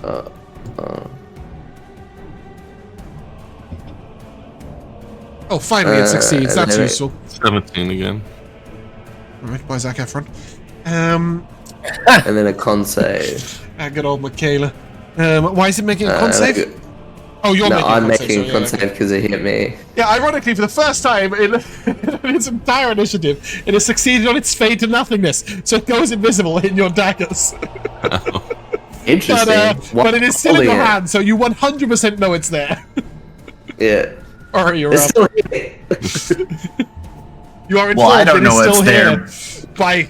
but I know where Toothy is, yes, so exactly. I'm gonna do a Dawnfire on Oh, you Toothy really? Oh, don't get too creative. for 10 I got radiant. nap 1.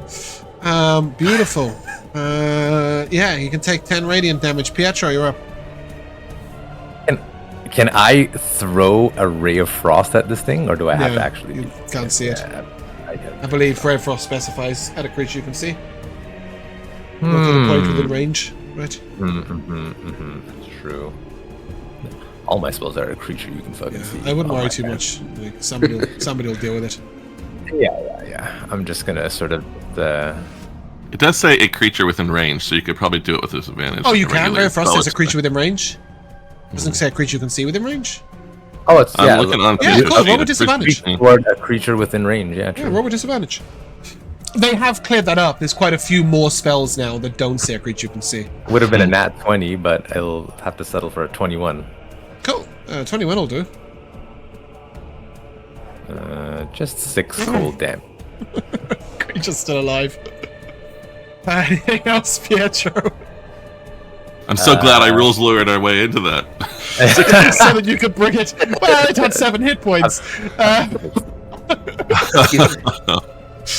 Do you want to pull Toothy to see whether you can pull Toothy and the creature 5 foot so the Vel'zekiss can then move the cloud attack and strike a bit closer? Oh yeah, sure. Why not? I will pull Toothy that's back. Toothy will go willingly. The creature will make a strength save at disadvantage and fail. So yeah, you guys can go Go. And then Fenric the Swift.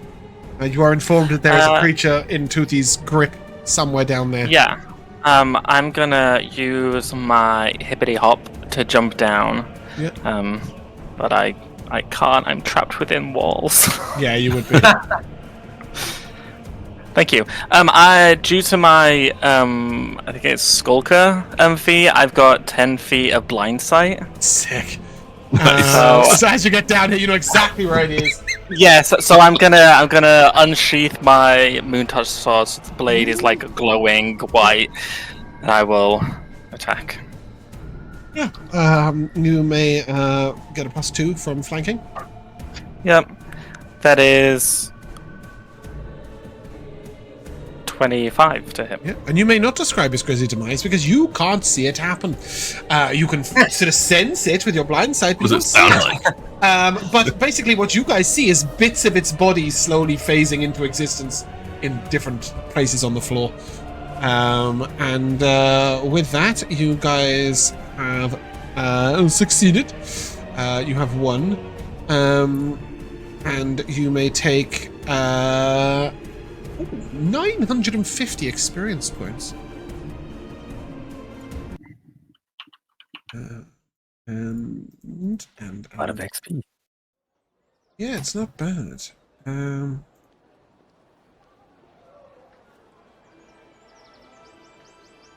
And you may give me an alchemy check, Corrie. Yeah.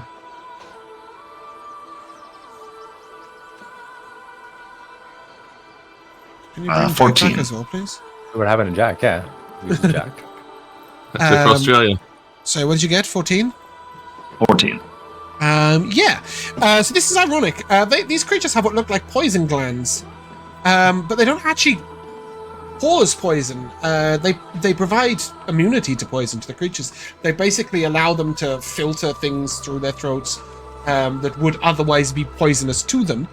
Extracting these is quite difficult, but if you can do so, each one can be used to grant immunity to poison for... It's a potion of poison immunity. So it is a 1-minute potion, grants immunity to poison and the poisoned condition. Could be useful. Yeah. You would know that they need to be... that needs to be combined with bloodgrass to do that, which I'm assuming you have plenty of. But extracting these is very, very difficult. It sort of requires digging in and then pulling out with a sort of like hook. You may attempt to do so yourself, but it will be a sleight of hand check. If you have a herbalist tools, you will be with advantage. Can someone help me? I don't have herbalist tools, but I am proficient with sleight of hand. Okay. Yeah, then go ahead. Make me 4 sleight of hand checks. Actually, Cool. yeah. And can I be guidanced on one of them? Yeah, you can guidance yourself on all of them. Cool. Yeah, absolutely fine. You can guidance yourself one by one. Have we heard from Jack? Has anything happened? You said internet having problems in having Discord. internet problems, yeah, I gave him a thumbs up. Sorry for the cameras being... Oh, actually, I could have done this. We might be in the It's wrong okay. I'm places. finally Oh, Vel'zekiss. there we go. We are in the wrong... yeah, you are now Vel'zekiss in completion. Joe is Jack. Mark is Josh. Sorry for that. Rico's... Oh. What did you get on your you ready 4 for sleight of checks? hands? Yeah. Yep. So 13, 25, Success. 12, and 22. Success. 2. You get 2. Cool. DC was 18, so TLDR. You got 2. So these are called...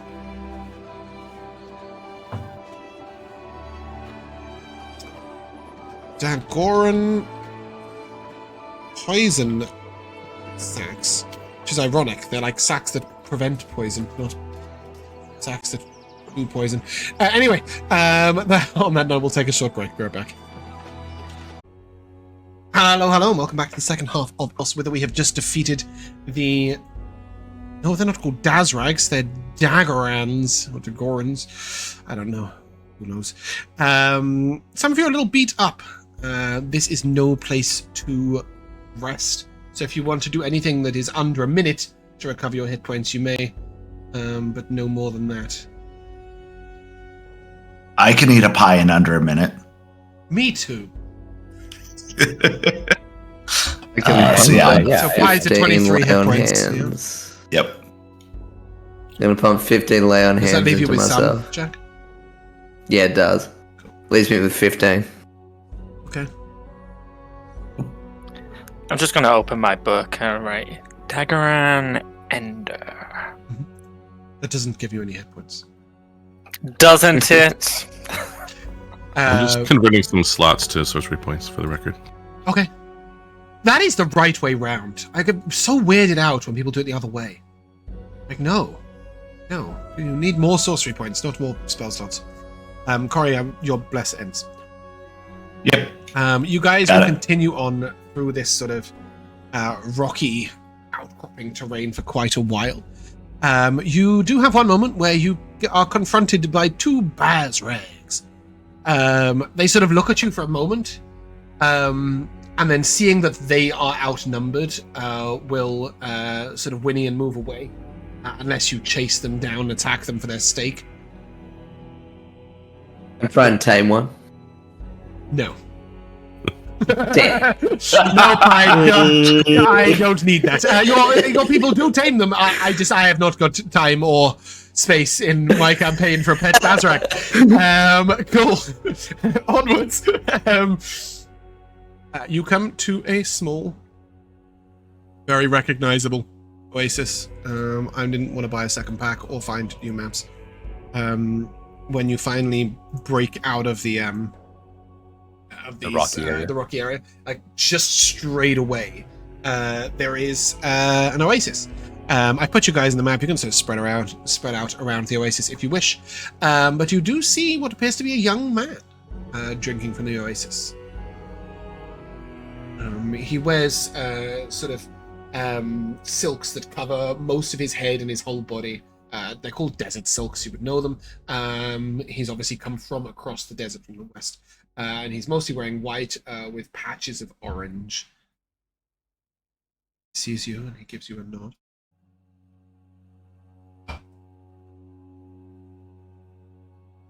Difficult place to travel alone. It is. Are you indeed alone? I am now.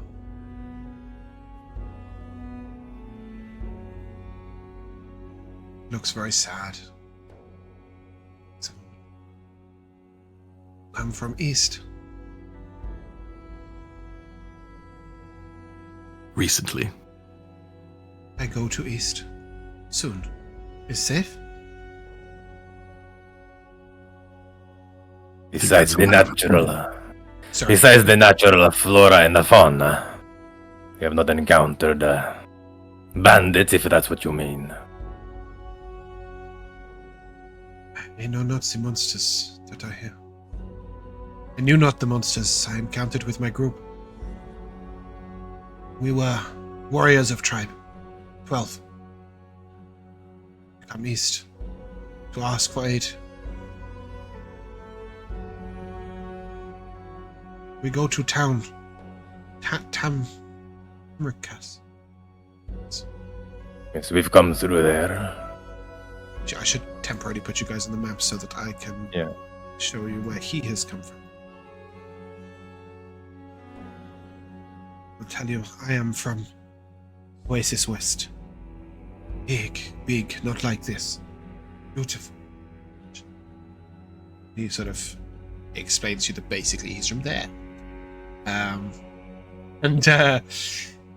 He says, the dragon chased us away.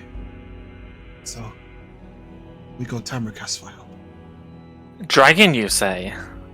Black dragon. What? Did it look evil and cruel? Ripe for the taking down of? He gives you sort of blank stare.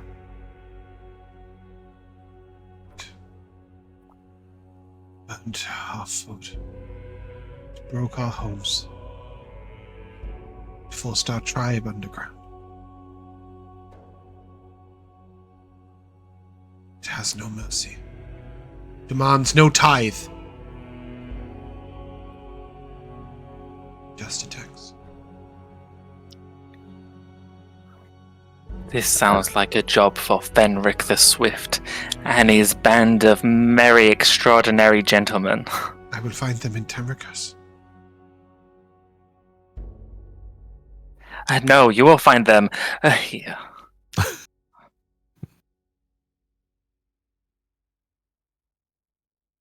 No, eyes here. Here. He looks at you and... Yeah. Where are the rest of you? If you are to fight a dragon, you will need many, not you. Gestures to the front. Well, you see, we are all you need.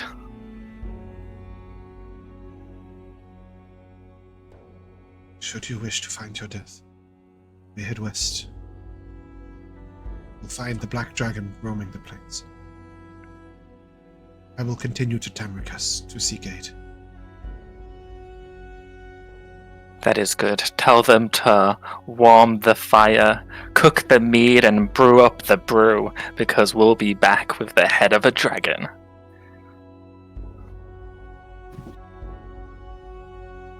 I hope you are. I know! Silenced in astonishment, but it will happen. I hope you are as strong as you are brave. Oh, I am. I flex with my 9 strength. We have a phrase of our young men. It takes time to overcome foolishness with wisdom. To move from reckless to brave. I know not at what point in your journey you are. You just said I was brave. So I think we both know the answer to that. What do you seek in Tamrikas?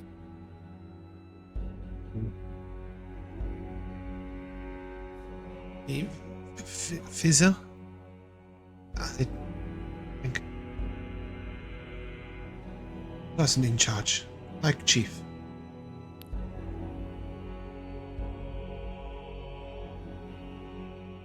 We met this vizier, obviously. He No, we were never even in that You've town. never been to Tamrikas? We were No. never in Tamrikas. Where were we? Matana and We Jewel. headed west from Jurel. Yeah. So it was in Ural that we dealt with.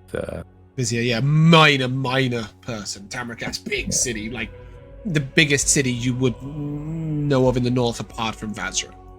And he will say, if not Tamrikas, then we go to Mazrea. I go on to Mazrea. You go west? We do. The Braxat hunt. You must be aware. They also have no mercy. We were 11 I do not warriors. worry. We were 11 warriors and now but 1. But we are Brextat busters. They are no threat to us. And that when he was actually there when we killed. He had no part in the dragon we took out. No, but these guys owe me a dragon, so... But Sure, you when have many we fought a wonderful dragon, we had a lot of friends with us for the dragon that we defeated. It wasn't just I've us. fought a dragon before. Yeah, we fought a green one. Do not liken one dragon to another. This black dragon is wrong. Well, you might want to not liken one chief to another. You may find that the leadership in these towns has enough problems of its own. Well do I expect this. But they will send aid. For their people are the ones most at threat.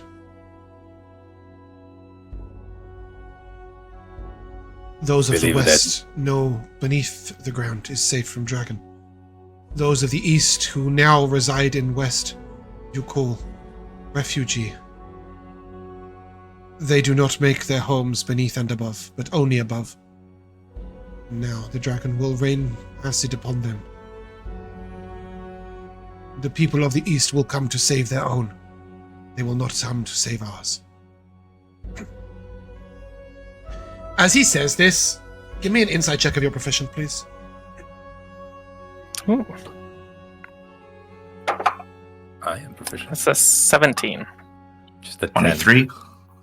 A 3? 23. Oh, okay. I was going to say, I thought you had a plus that was bigger than 3. Yes.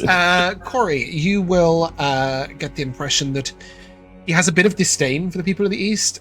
But not only that, it seems like they've almost offered these refugees up to force Tabaxi's hand.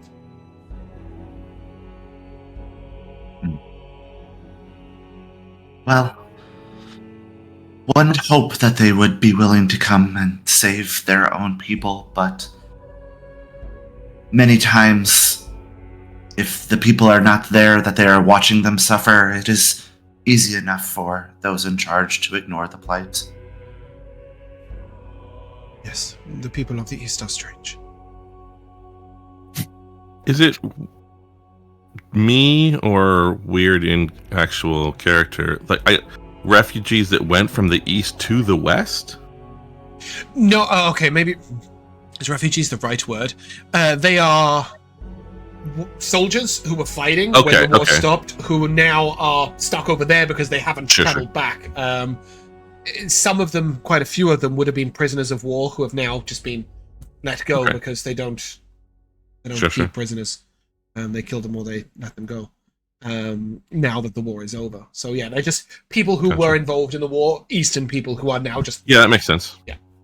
And as well, you know that when the war ended, the sort of battle lines were sort of over here. But the ground relinquished is sort of back down to here now. So the East is sort of divided here, whereas it was quite a lot further up when the war ended only a couple of months ago. Sort of gave up all the empty ground because they couldn't hold it. He looks at you and... I must continue my travels, but... Our cart was taken by the Braxat. Do you have any food stores I can buy? I do have gold. We would happily share some food with you. It is many days to Tabaxi. For him, at it least is 4, at least. 4? 5, yes. Do you have enough food for this traveler for 5 days? Yeah, so especially I have this steak here that won't last you the 4 to 5 days, but we will not consume it in time. So please take that with you, and then I can give you some more stable goods that will last you. Perhaps some lentils? It'd be good. I've little to cook with, but I have enough. And you see that his helmet is sort of like hanging at his side from a string, and it's clear that he's been cooking in it because he has nothing else. He's obviously discarded some armor. He's now just got a sort of leather jerkin underneath, or on top of his white deserts books. Whereas previously he may have had something heavier. He has a sort of curved blade, and he will take from his pouch. He sort of opens it up, and he moves it around a little bit with his finger, and he will take a single beautiful orange gem. He will press it into your hand, Corrie. Thank you. It is a topaz. Is this a stopping place for us for today, or is it only we still have more distance to cover? No, you're midday. Yeah, that's what I thought. Space to go. Yeah. Yeah, and with that, he will thank you, press that into your hand, and immediately begin to set out. As he's leaving, pardon me, I know that it might be a sensitive subject, but how many Braxat did you encounter? They are the young. I did not count them, and I do not know to tell them apart. They come as 1 and 2, and then 3 and 1 and 2 and 3. All in separate. They harassed us for 4 days. We could not defeat them. So, thank you. There could be 20, there could be 3. Yep. But they never appeared in more than a group of 3 at once. He would say the last attack was but 6 hours ago, maybe. I'm sorry if I've brought them to your path. It's fine. I believe our hare friend would have brought them no matter what. He knows, and he'll leave. Safe travels. You also. Do I know like where he's from or anything? Yeah, like this? so I Like, did put. Sorry, back to the map again. Yeah. That's all right. I did point know it you out, and I pointed know out you're where. quite far away from that. I think so. He's from this Yeah. area here. You would know his peoples. They are some of the few humans of the Savage West. Okay. And he would have given his name, which is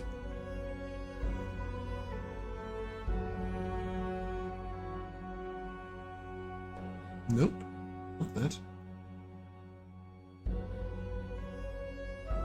His name is Imoto. Imoto. And Toothy, you can give me a history check if you wish.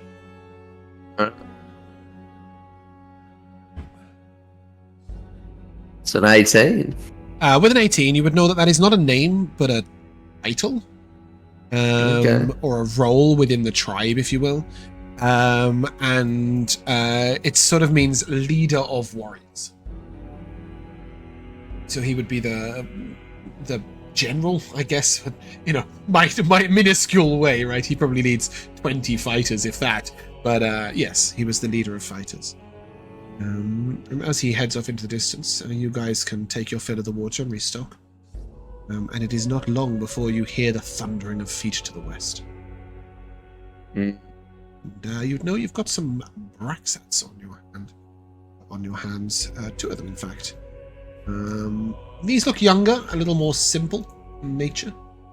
And probably the young'uns that he was talking about. And as they sort of charge out, they make no attempt to hide their passage. You know that they can outrun most of you. Some of you have strange abilities that allow you to be super not here. But you may roll initiative.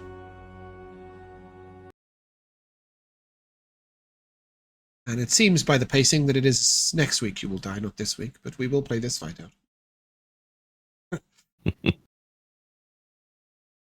So I've got Corrie at the top with a 23, Toothy at the bottom with a 14. Do any of you 4 want to switch?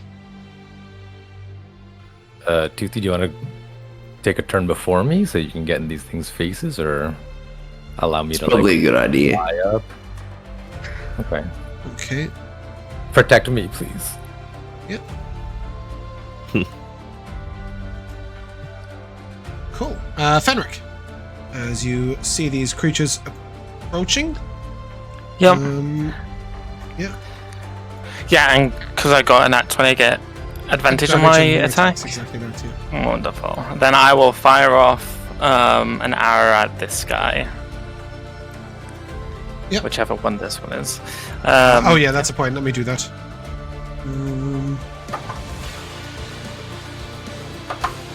That's a 22 to hit. Hold on, Josh. Sorry.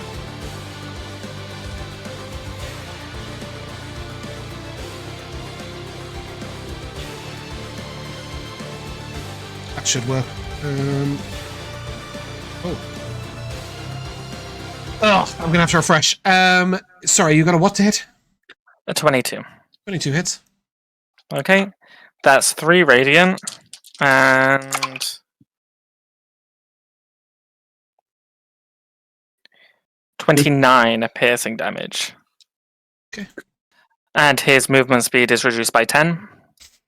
Yes, that will make a grand difference. I don't know. These guys have such stupid movement speed, it's untrue. I think they're also a square too small. Are they a square too small? No, they're large. Okay, cool. Yeah. Anything else, Fenric? And then I'm gonna run all the way over here and a bonus action hide behind this rock. Okay. Makes me zoom out a lot. Corrie. Yep. You're up. Yeah, so let's do a quick measure. Yeah, we're good. I'm going to yell out and tell Juvenile B to flee, to run away with a command. Make a Constitution saving throw, please. Okay. That's a 6. He blasts you with some psionic energy as you try and cast. Oh, sorry. It would have been an int save. Would that be any better for you? I want the same number on the die. No, it'd be worse. Okay. You take 23 psychic damage and you are stunned. Damn. Damn. That's a nope on that one. Sorry. Cool. And that'll lead us to him. By the way, that was this guy who did that. And he is going to charge up.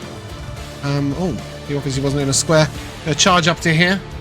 And he's going to try and gore Vel'zekiss. It's a 16 to hit Vel'zekiss. I suppose I better shield that. Yes, that is a great idea. And then he will try and floor you. For 21 to hit. That still hits. Far less dangerous than his other hit, though. That's 11 slashing.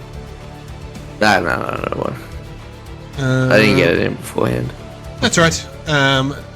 Not a big deal. And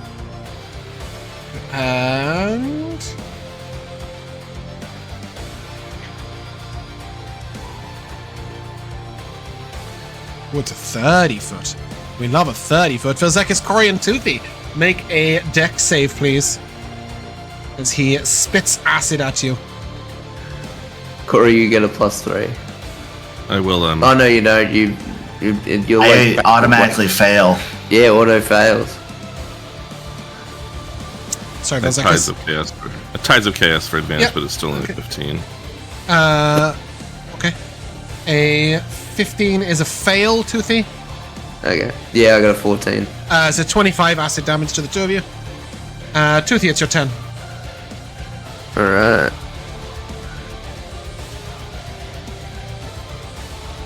I'm not feeling too good. None's everyone else. Neither's Corey.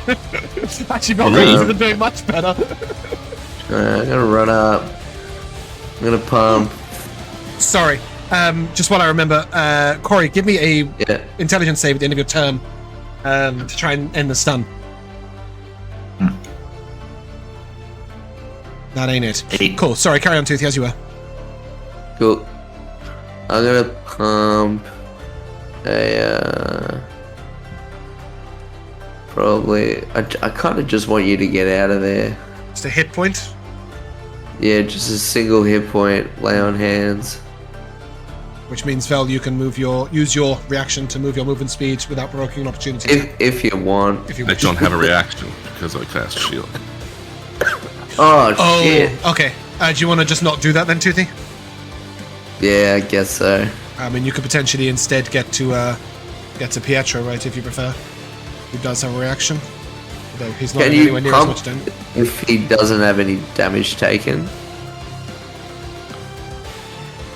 Won't heal him. Yeah, let's see why not.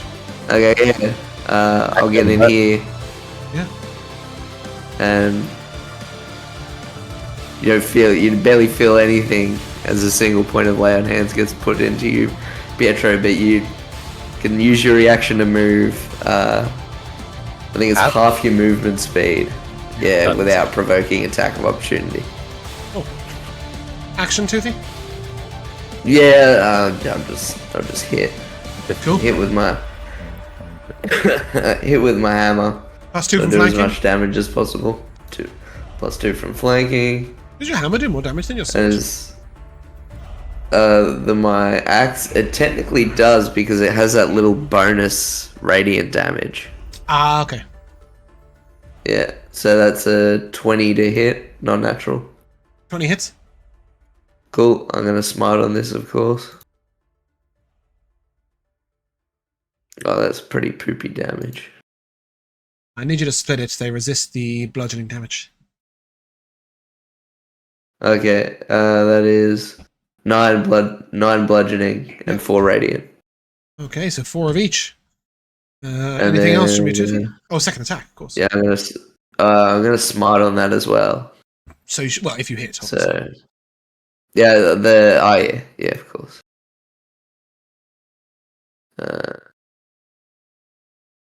Hit again. That's a 28 to hit. 28 hits. Yeah. And that is expensive.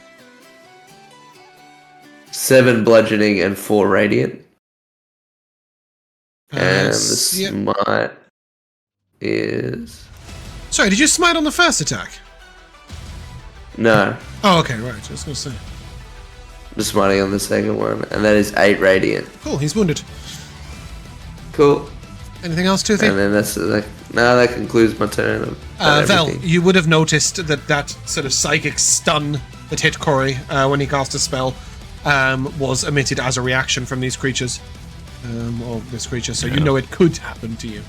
I know. That's what I've been thinking about the whole time, because I would love to do a thing, but I might just go down from it, so it's a shame. Probably still better than attacking. Yeah.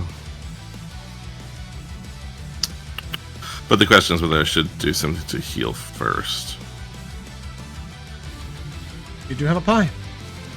Yeah. I think I will... I won't be able to get my innate sorcery up. Let me make sure I didn't check that off. No, I didn't. So I will action eat the pie 23 for hit the points. full. Right. And then... Oh, interesting. And then I will quicken, although it's going to be on that guy because we're already hurting this guy. Fuck.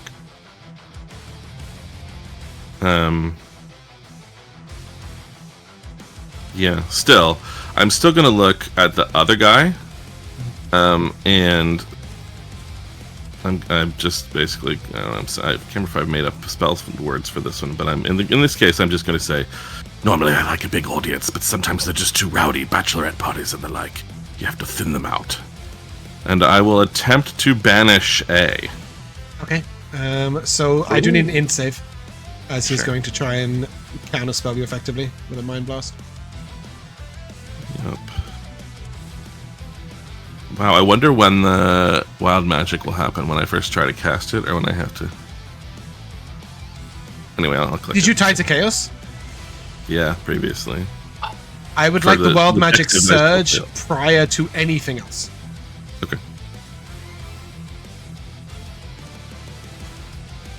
Shit, where do I click? Oh, here it is. Doo-doo-doo. Tremor sense. You sense your imminent doom. Make me even more off balance because their stupid thundering steps are confusing me. Is that your int save? The 3. Well, it depends if the Tides of Chaos immediately came back, but Oh, I see what you Card? mean. Yeah. I guess a card can't. that's why I cared. I mean, yeah, the wild magic could have had an effect too, but I mostly cared if I was already having that back. But it doesn't So make you sense. cast to a have spell, it Wild Magic Surges, and then you can just tie to Chaos as a free action, right? that. Right. Yeah, go ahead. Yeah, that makes sense. You're using your resources, it incentivizes Wild Magic. I love it. Yeah, that's All what right. Tides I mean, I'll of probably Chaos is still for. fail. I think I got a plus one. You, on those, you do also have an advantage card that you could deal, but but I did get a nat 20. nice. He got a For 3 on. 21. He got a 12 on his charisma save. Awesome. That's a fail. So he banished. Can you ping banish just so that I can read the whole thing? I would be happy to. And then it's your bonus action, your action. Would you like to move? Yes, I would, and it's okay for reasons. 5, 10, 15, 20, 30. I can walk on the water, so I don't care how deep it is. I'll just run out there. Yep, no problem. If he does not. tries. Okay. I've got that ring. He that is can well protect me. aware that his ability to counter spells is far more important than his ability to swing a claw at your ass. Target aberration says to a fair female. Nope, okay, that doesn't happen, so that's cool. So he is transported to a harmless demiplane for the full minute while you maintain concentration. Oh, you do still take the damage, so it's 11 psychic damage. You take half. Okay. Yeah, should you succeed. But that's pre-concentration, so I don't need any concentration save or anything. And that'll bring us to the guy who's there banished, where he chills. Pietro, you're up.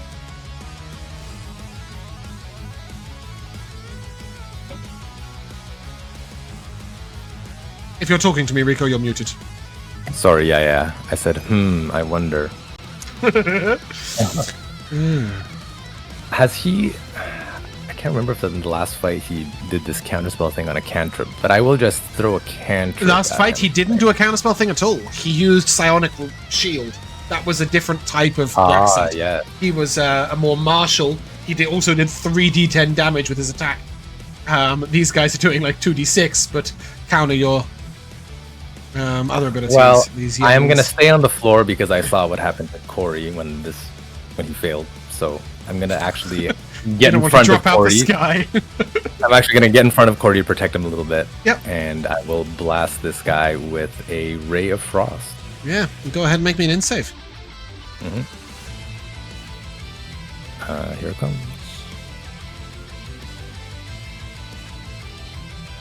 Ooh, that's a 13. Plus Do I 3 have a from bard? Toothy. Oh, lovely. 16. 16 is a success. You will take 10 psychic damage, and he will take how much frost damage? I haven't rolled the damage yet. I hit him. Does a 21 hit firstly? Yes. Okay, good. You hit with an 18 earlier. 9 cold damage. Cool. Anything else? And I will bonus action. What is that fucking spell called? Blade Ward. Cool. Fenric the Swift.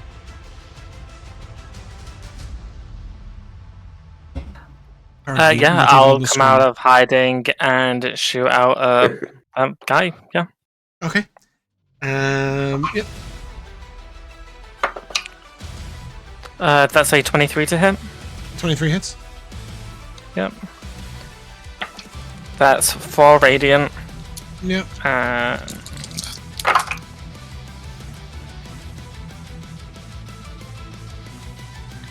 29 After piercing 14, damage. yep. Yep. He is severely wounded. And then I will bonus action hide again. Okay, Corrie, make me an int save. End of your turn, plus 3 from Toothy. That That's ain't it. 4. That's a dirty one, we call it. Yeah. And seeing your weakness, Toothy, he's going to simply step around you. And he is going to go for Corrie. With advantage. He gores him for a 22 to hit. That'll hit. Okay, that's 8 piercing damage. Is that reduced by By toothy 3, things? yeah, so you'll take 5. Go by 3. Then he claws you for an 18 to hit. That'll also hit. No, I'm gonna shield the meek. That doesn't hit. 25 instead. Damn. Sorry. So you'll take a further 13 minus 10 for minus 3 for 10. And that seems great, but then he is going to step away to here, which will provoke an opportunity attack from Pietro if Pietro wants. I don't think you have Sure. Warcaster, do you? So it's just going to hit him No. with a stick. I can hit him. You even I'll have a try. weapon. I have. Oh, you have your an staff with the obsidian- crystal, right? Yeah, I have an obsidian blade, but it's not drawn. But I can try to just like punch him. No, it'll do no damage actually. No, I can't do it. Cool. Would you like to save your reaction for things like shield? And then he is going to acid in a cone. Oh, hold on, maybe he's not. Sorry, this is the same guy as before. It is. He's going to exhale acid in a cone. As I rolled a 5 on the d6. I've now got a d6 on my desk. So Corrie, you'll go down. Pietro and Toothy, a dex save, please. A plus 3, Pietro. 23. 18. You can end the stunned while you're unconscious. Those succeed, so you will take 12 acid damage each. Is it just from attacks? Your reduced damage aura? Or is it all damage? I think it's all damage. I think it's damage. So. If an allied creature takes damage, Cool. it can So you'll both the take damage 9. amount. Oh, 9. Okay. So you can heal yourself. 3, Toothy, you're up. Yep. Right. I'm gonna jump around like he did to here, Jump around. Jump up, and get down. and I'm gonna try and hit him with my hammer.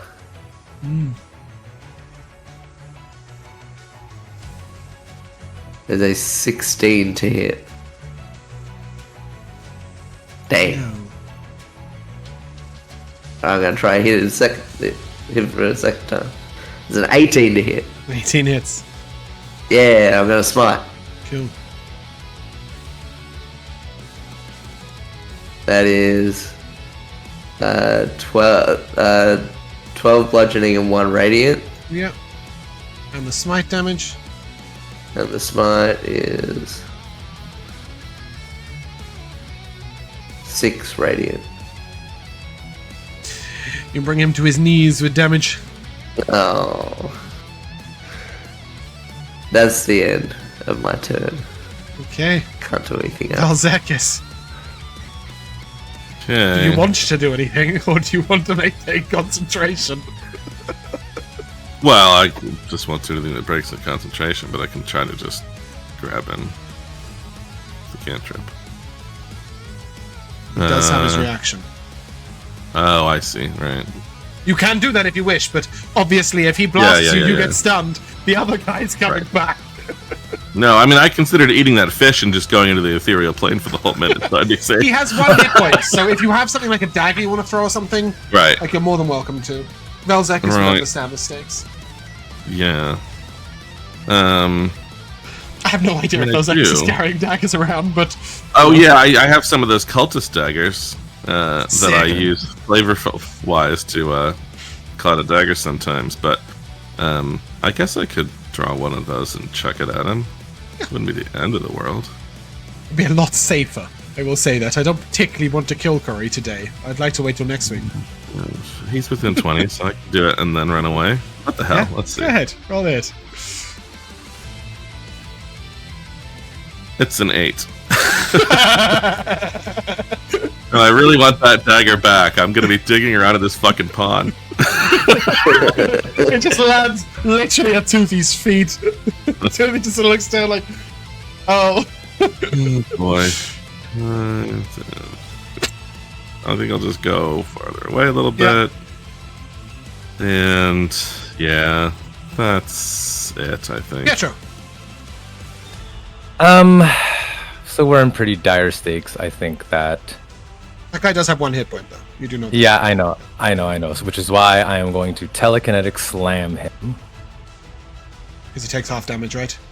Correct. Yeah, okay. Please describe his crazy demise. Is he gonna try to mind blast him? I was gonna say, is he gonna try to mind blast Threaten me with it. I can, yeah. I can, absolutely. I should. You should make an end save. I forgot about that. Just realized that he was going to die, and I was like, oh, there's death on the horizon. And I will. Do I have to Pietro, the advantage card? Do I have to put the advantage card down before? In advance, before the roll? Yeah, absolutely. Okay, then I will do that just in case. Cool. Because. Why did I give you all an advantage card? Did you do something great? I don't remember. It was we witnessed the dragon, and we were all It's inspired by the literally- yeah, dragon. it's the draconic inspiration, yeah. The world of reality has its limits. The world of imagination, boundless. Roll your end save with advantage. Roll a 12 or something. 26 is probably good. 26 will pass. I love that Beyond 20 has absolutely no correlation to anything you rolled. Like, he rolled a 12 and an 18. Yeah. Plus 8. How do I get rid of this card, James? Do you? I've already deleted it, so unfortunately it's just stuck on your screen. It's But there you can for me. I'm describe just his gonna move grisly it. demise. I'm just gonna while move out of the way. refreshing. Yeah, Pietro with a lot of anger in his eyes after basically sidestepping him and taking down Corrie, will just smash his fist into his hand, and sort of graviturgical force will just smash this thing down and sort of like crumple its neck and knees and try to compact it into a little square. Beautiful. You guys have 40 seconds before that creature comes back. What do you want to do in that time? Do you want to all just ready a spell or action apart from Vel'zekiss, obviously? Obviously, you would like to pick up Corrie, I assume. Do you want to feed him a pie? Yeah. I was gonna feed Corrie my pie, basically. Okay. So that'll be a roll on the 2d8 plus 5. 2d plus 7. Yeah, plus 7, sorry. Yeah. Yeah, I can roll that.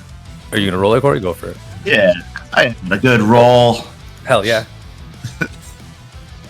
I'm gonna pump a 5 into myself just to Yeah. keep me a little bit. Since we have 40 seconds, can I cast spells on myself? Absolutely. You guys could. You've got Okay. you've got 4 rounds, I would say. Probably 5 rounds, maybe more than that. 8 Yeah, rounds, it's more like yeah. it's more like 7-ish at this Yeah, point. yeah, After 7 and a we, half, but exactly yeah. that. You can So cast as many spells as you want. Realistically, you probably run out of spell slots before rounds, and get yourself in position. The only thing that you can't do is have Vel'zekiss ready a spell, because that will break your concentration. And obviously, Vel'zekiss, you can't cast a concentration spell. right. Yeah. The rest of you can move, you can cast, you can get ready. Are there potions I could take? there are definitely potions. Group loot for that. Who still has pies around? You've only got 2 pies Nah, left. not and me. I believe I can they throw you are my Okay. pie. one on Fenric and one on Vel'zekiss. I will take a Yeah, I've eaten potion. my pie, yeah. I will take a potion. Mm-hmm. 2d4, A regular potion or a greater? a regular. Okay, that's the last common. It's a 2d4 plus 2. Yeah, am I taking a greater potion or a pie? I don't have my pie anymore. You can have mine. You sure? Fenric frisbees you a pie. Paladin. Awesome. Alright.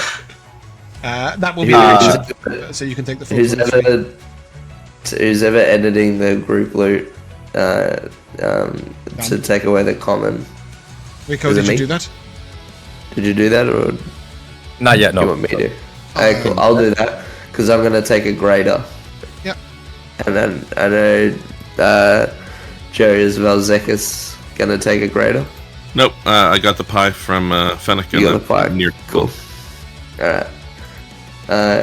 How much for a A greater? 20. 20? Beautiful. Thank you. Sorry, Rico, you didn't need to roll. It was 10 on the healing. Oh, gone. Yeah, I forgot that it's their actions right now. Alright. And when he disappear, am I good there? Yeah, that's perfect. Fenric, do you want to wait somewhere for ready in action? Yeah, exactly Sorry, where I Joe, am. you were saying? I just wanted to make sure I did a thing before he came back. Yeah. I'm waiting until you guys say we're ready. I should have time to eat a pie as an action and still walk over there and do a thing and walk away again. Yeah, absolutely. I would like to put the astral caltrops in the spot where he's going to return. Yeah, absolutely. You know exactly where he's gonna come up. Corey's gonna cast a first level bless on. Sorry, it's at 3rd level, so everybody be blessed. Because we know he's gonna Fenric? try and make us do saves. I'm staying where I am hidden. Can you shoot Preparing from there? like the... Yeah, I've got... Is it not 80? It's 150, Oh, you're a bracket longbow. 600. Yeah, okay, cool. You're a longbow. Sorry, I thought you were a short bow for some reason. Yeah, okay, cool. Is everybody ready? Can I? You Can I ready- say can I- ready in action. Does that mean I get both attacks? No. Are you ready and attack? I get one attack. Yeah. Good to know. Cool. I am just going to charge up the crossbow with the healing thing on it.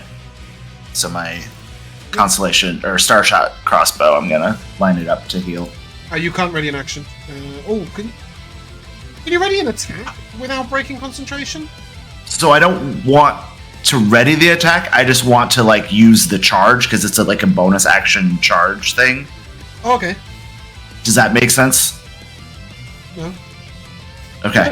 Because it's like you, as a bonus action, you can expend a charge from it to do it. Like I don't know Do that I'm what? going to attack of it.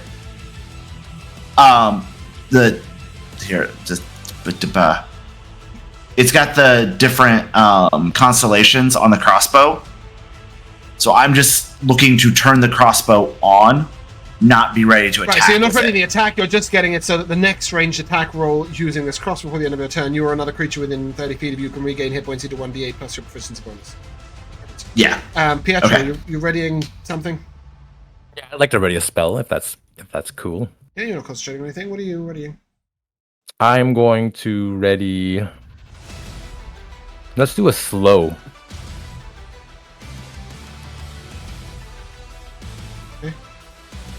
Seems hefty. I'll ready. I mean, we had a bit of a problem with that last fight. Yeah. Slow might make it a little Cool. easier. So he is going to reappear. And we're going to start with Pietro, just for convenience sake. But we're going to do the caltrop first. Joe, what do I need to do with the caltrop? Yeah, I think it's a deck save. Sorry, I need to finish looking at one other thing real quick. I just want to make sure there wasn't a range on the thing. Okay, there's not. Let me go back to Astral Caltrops. It is definitely a dex save. DC 15.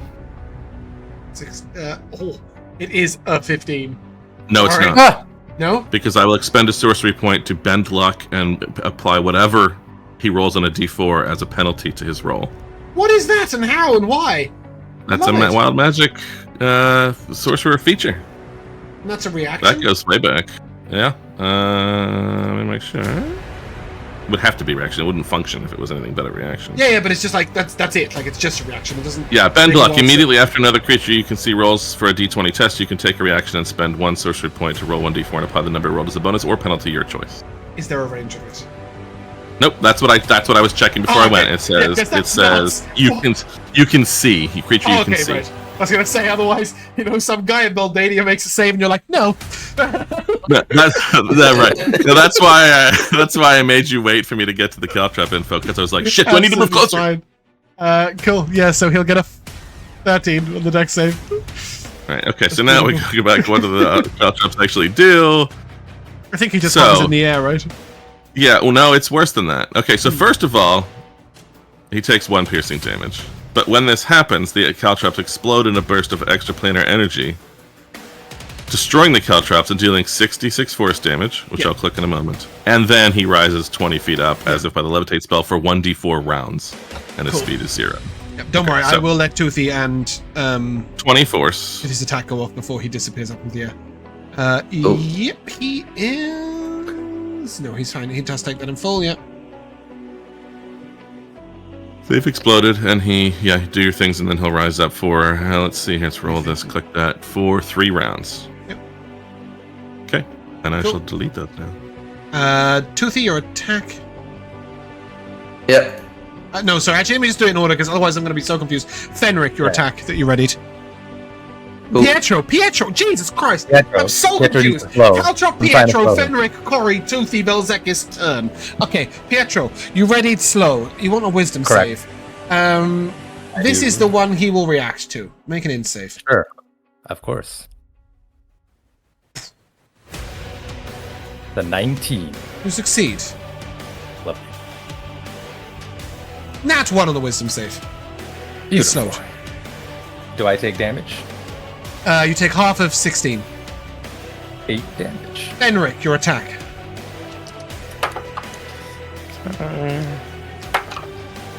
That is 23 to hit. 23 hits. 23. Okay. That is 3 radiant. And...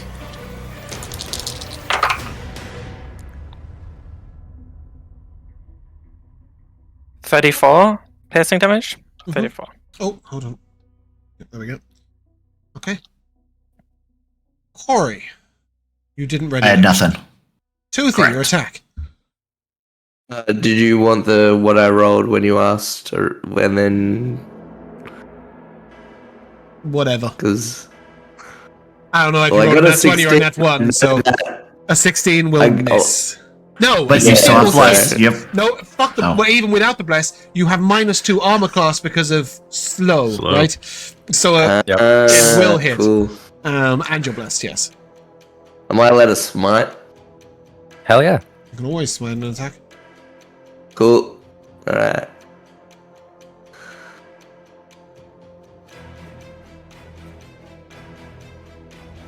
That is 12 bludgeoning and 1 radiant, and then the smite damage is 6 radiant. Okay. Cool. And then Vel, nothing for you, and then he will go up into the air. Why nothing for me? Because you didn't ready up. This is just the readied actions. Oh, sure. Yeah. We now enter initiative at the regular top of the initiative point, so it's Femric's turn.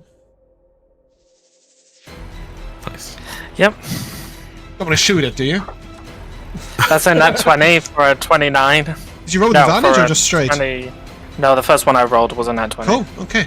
Are you steady aiming, or are you just getting lucky, or what's No, I'm hidden, so you couldn't have hidden after your reaction attack. I know you roll nat 20s, that's fine, but you need to decide if you're steady aim, if you would have steady aimed, or if you would have bonus action hidden first, or it's really relevant to me. I'll just steady aim. Just steady aim. Okay, cool. I guess. Yeah. Yeah. Nat 20, nice. Go ahead, give me your regular damage. What's your sneak attack die at right now? 46. Okay. And you're attacking with a longbow, right? Yeah, which is a D8 and then a D4 radiant. Yep. Yeah, I got it. Okay. That's 3 radiant. Yeah. And 34. Okay, so it's 34 plus 32, which is 66. Halved to 33, because did the radiant first. You wouldn't believe it.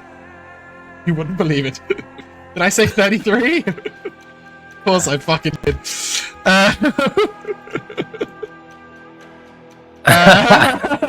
You bring it to its knees and damage. And I think, Corrie, how would you like to finish this fight? You deserve it.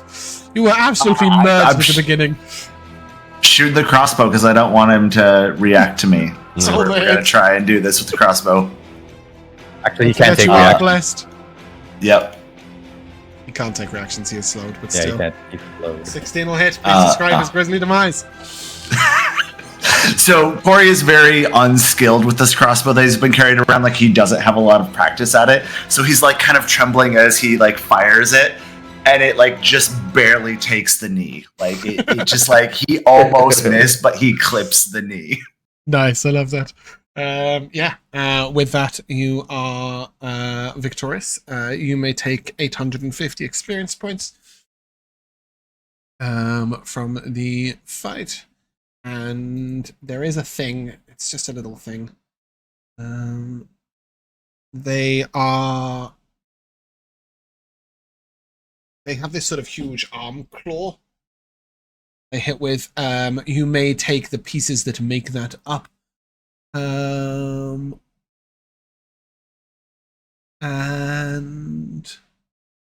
it acts as a dagger that deals an additional 1 point of psychic damage. Just 1.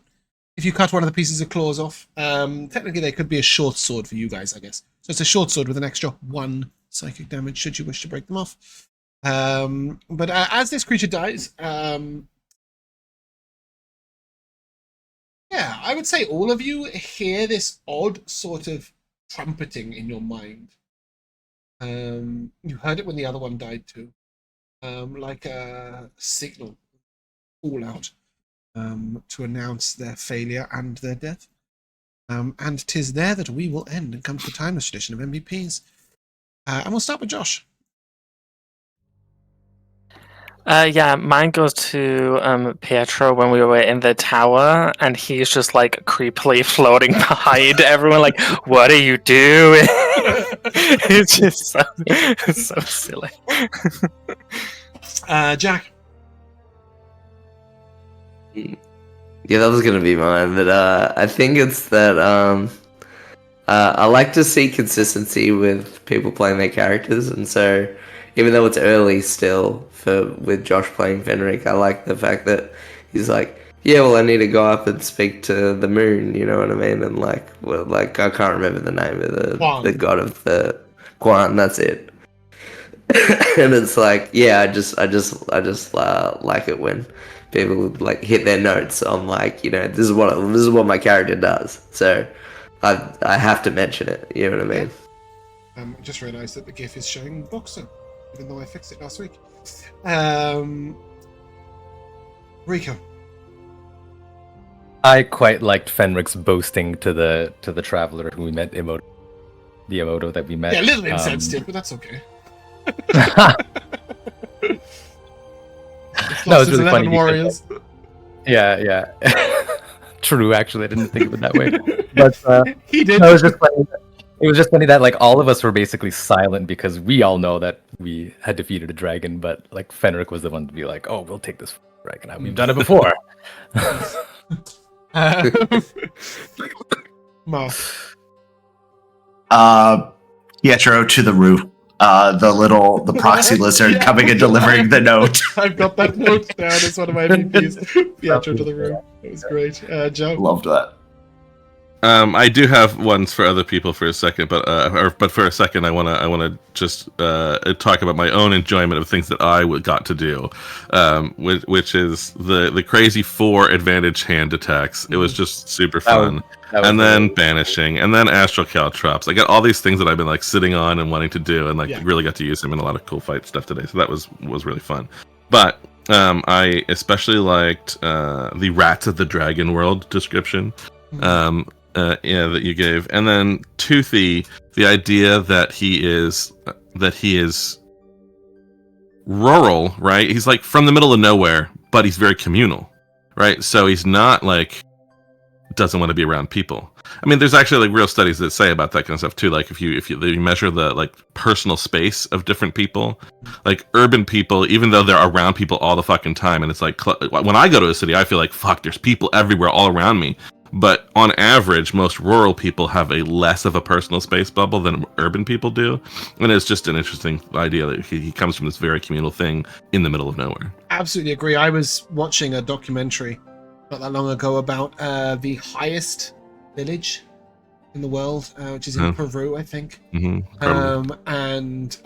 Basically, these people, like, they sort of live in each other's pockets all the time. They don't even necessarily always have separate homes. Like they're in like terrace housing effectively, but like shack terrace housing.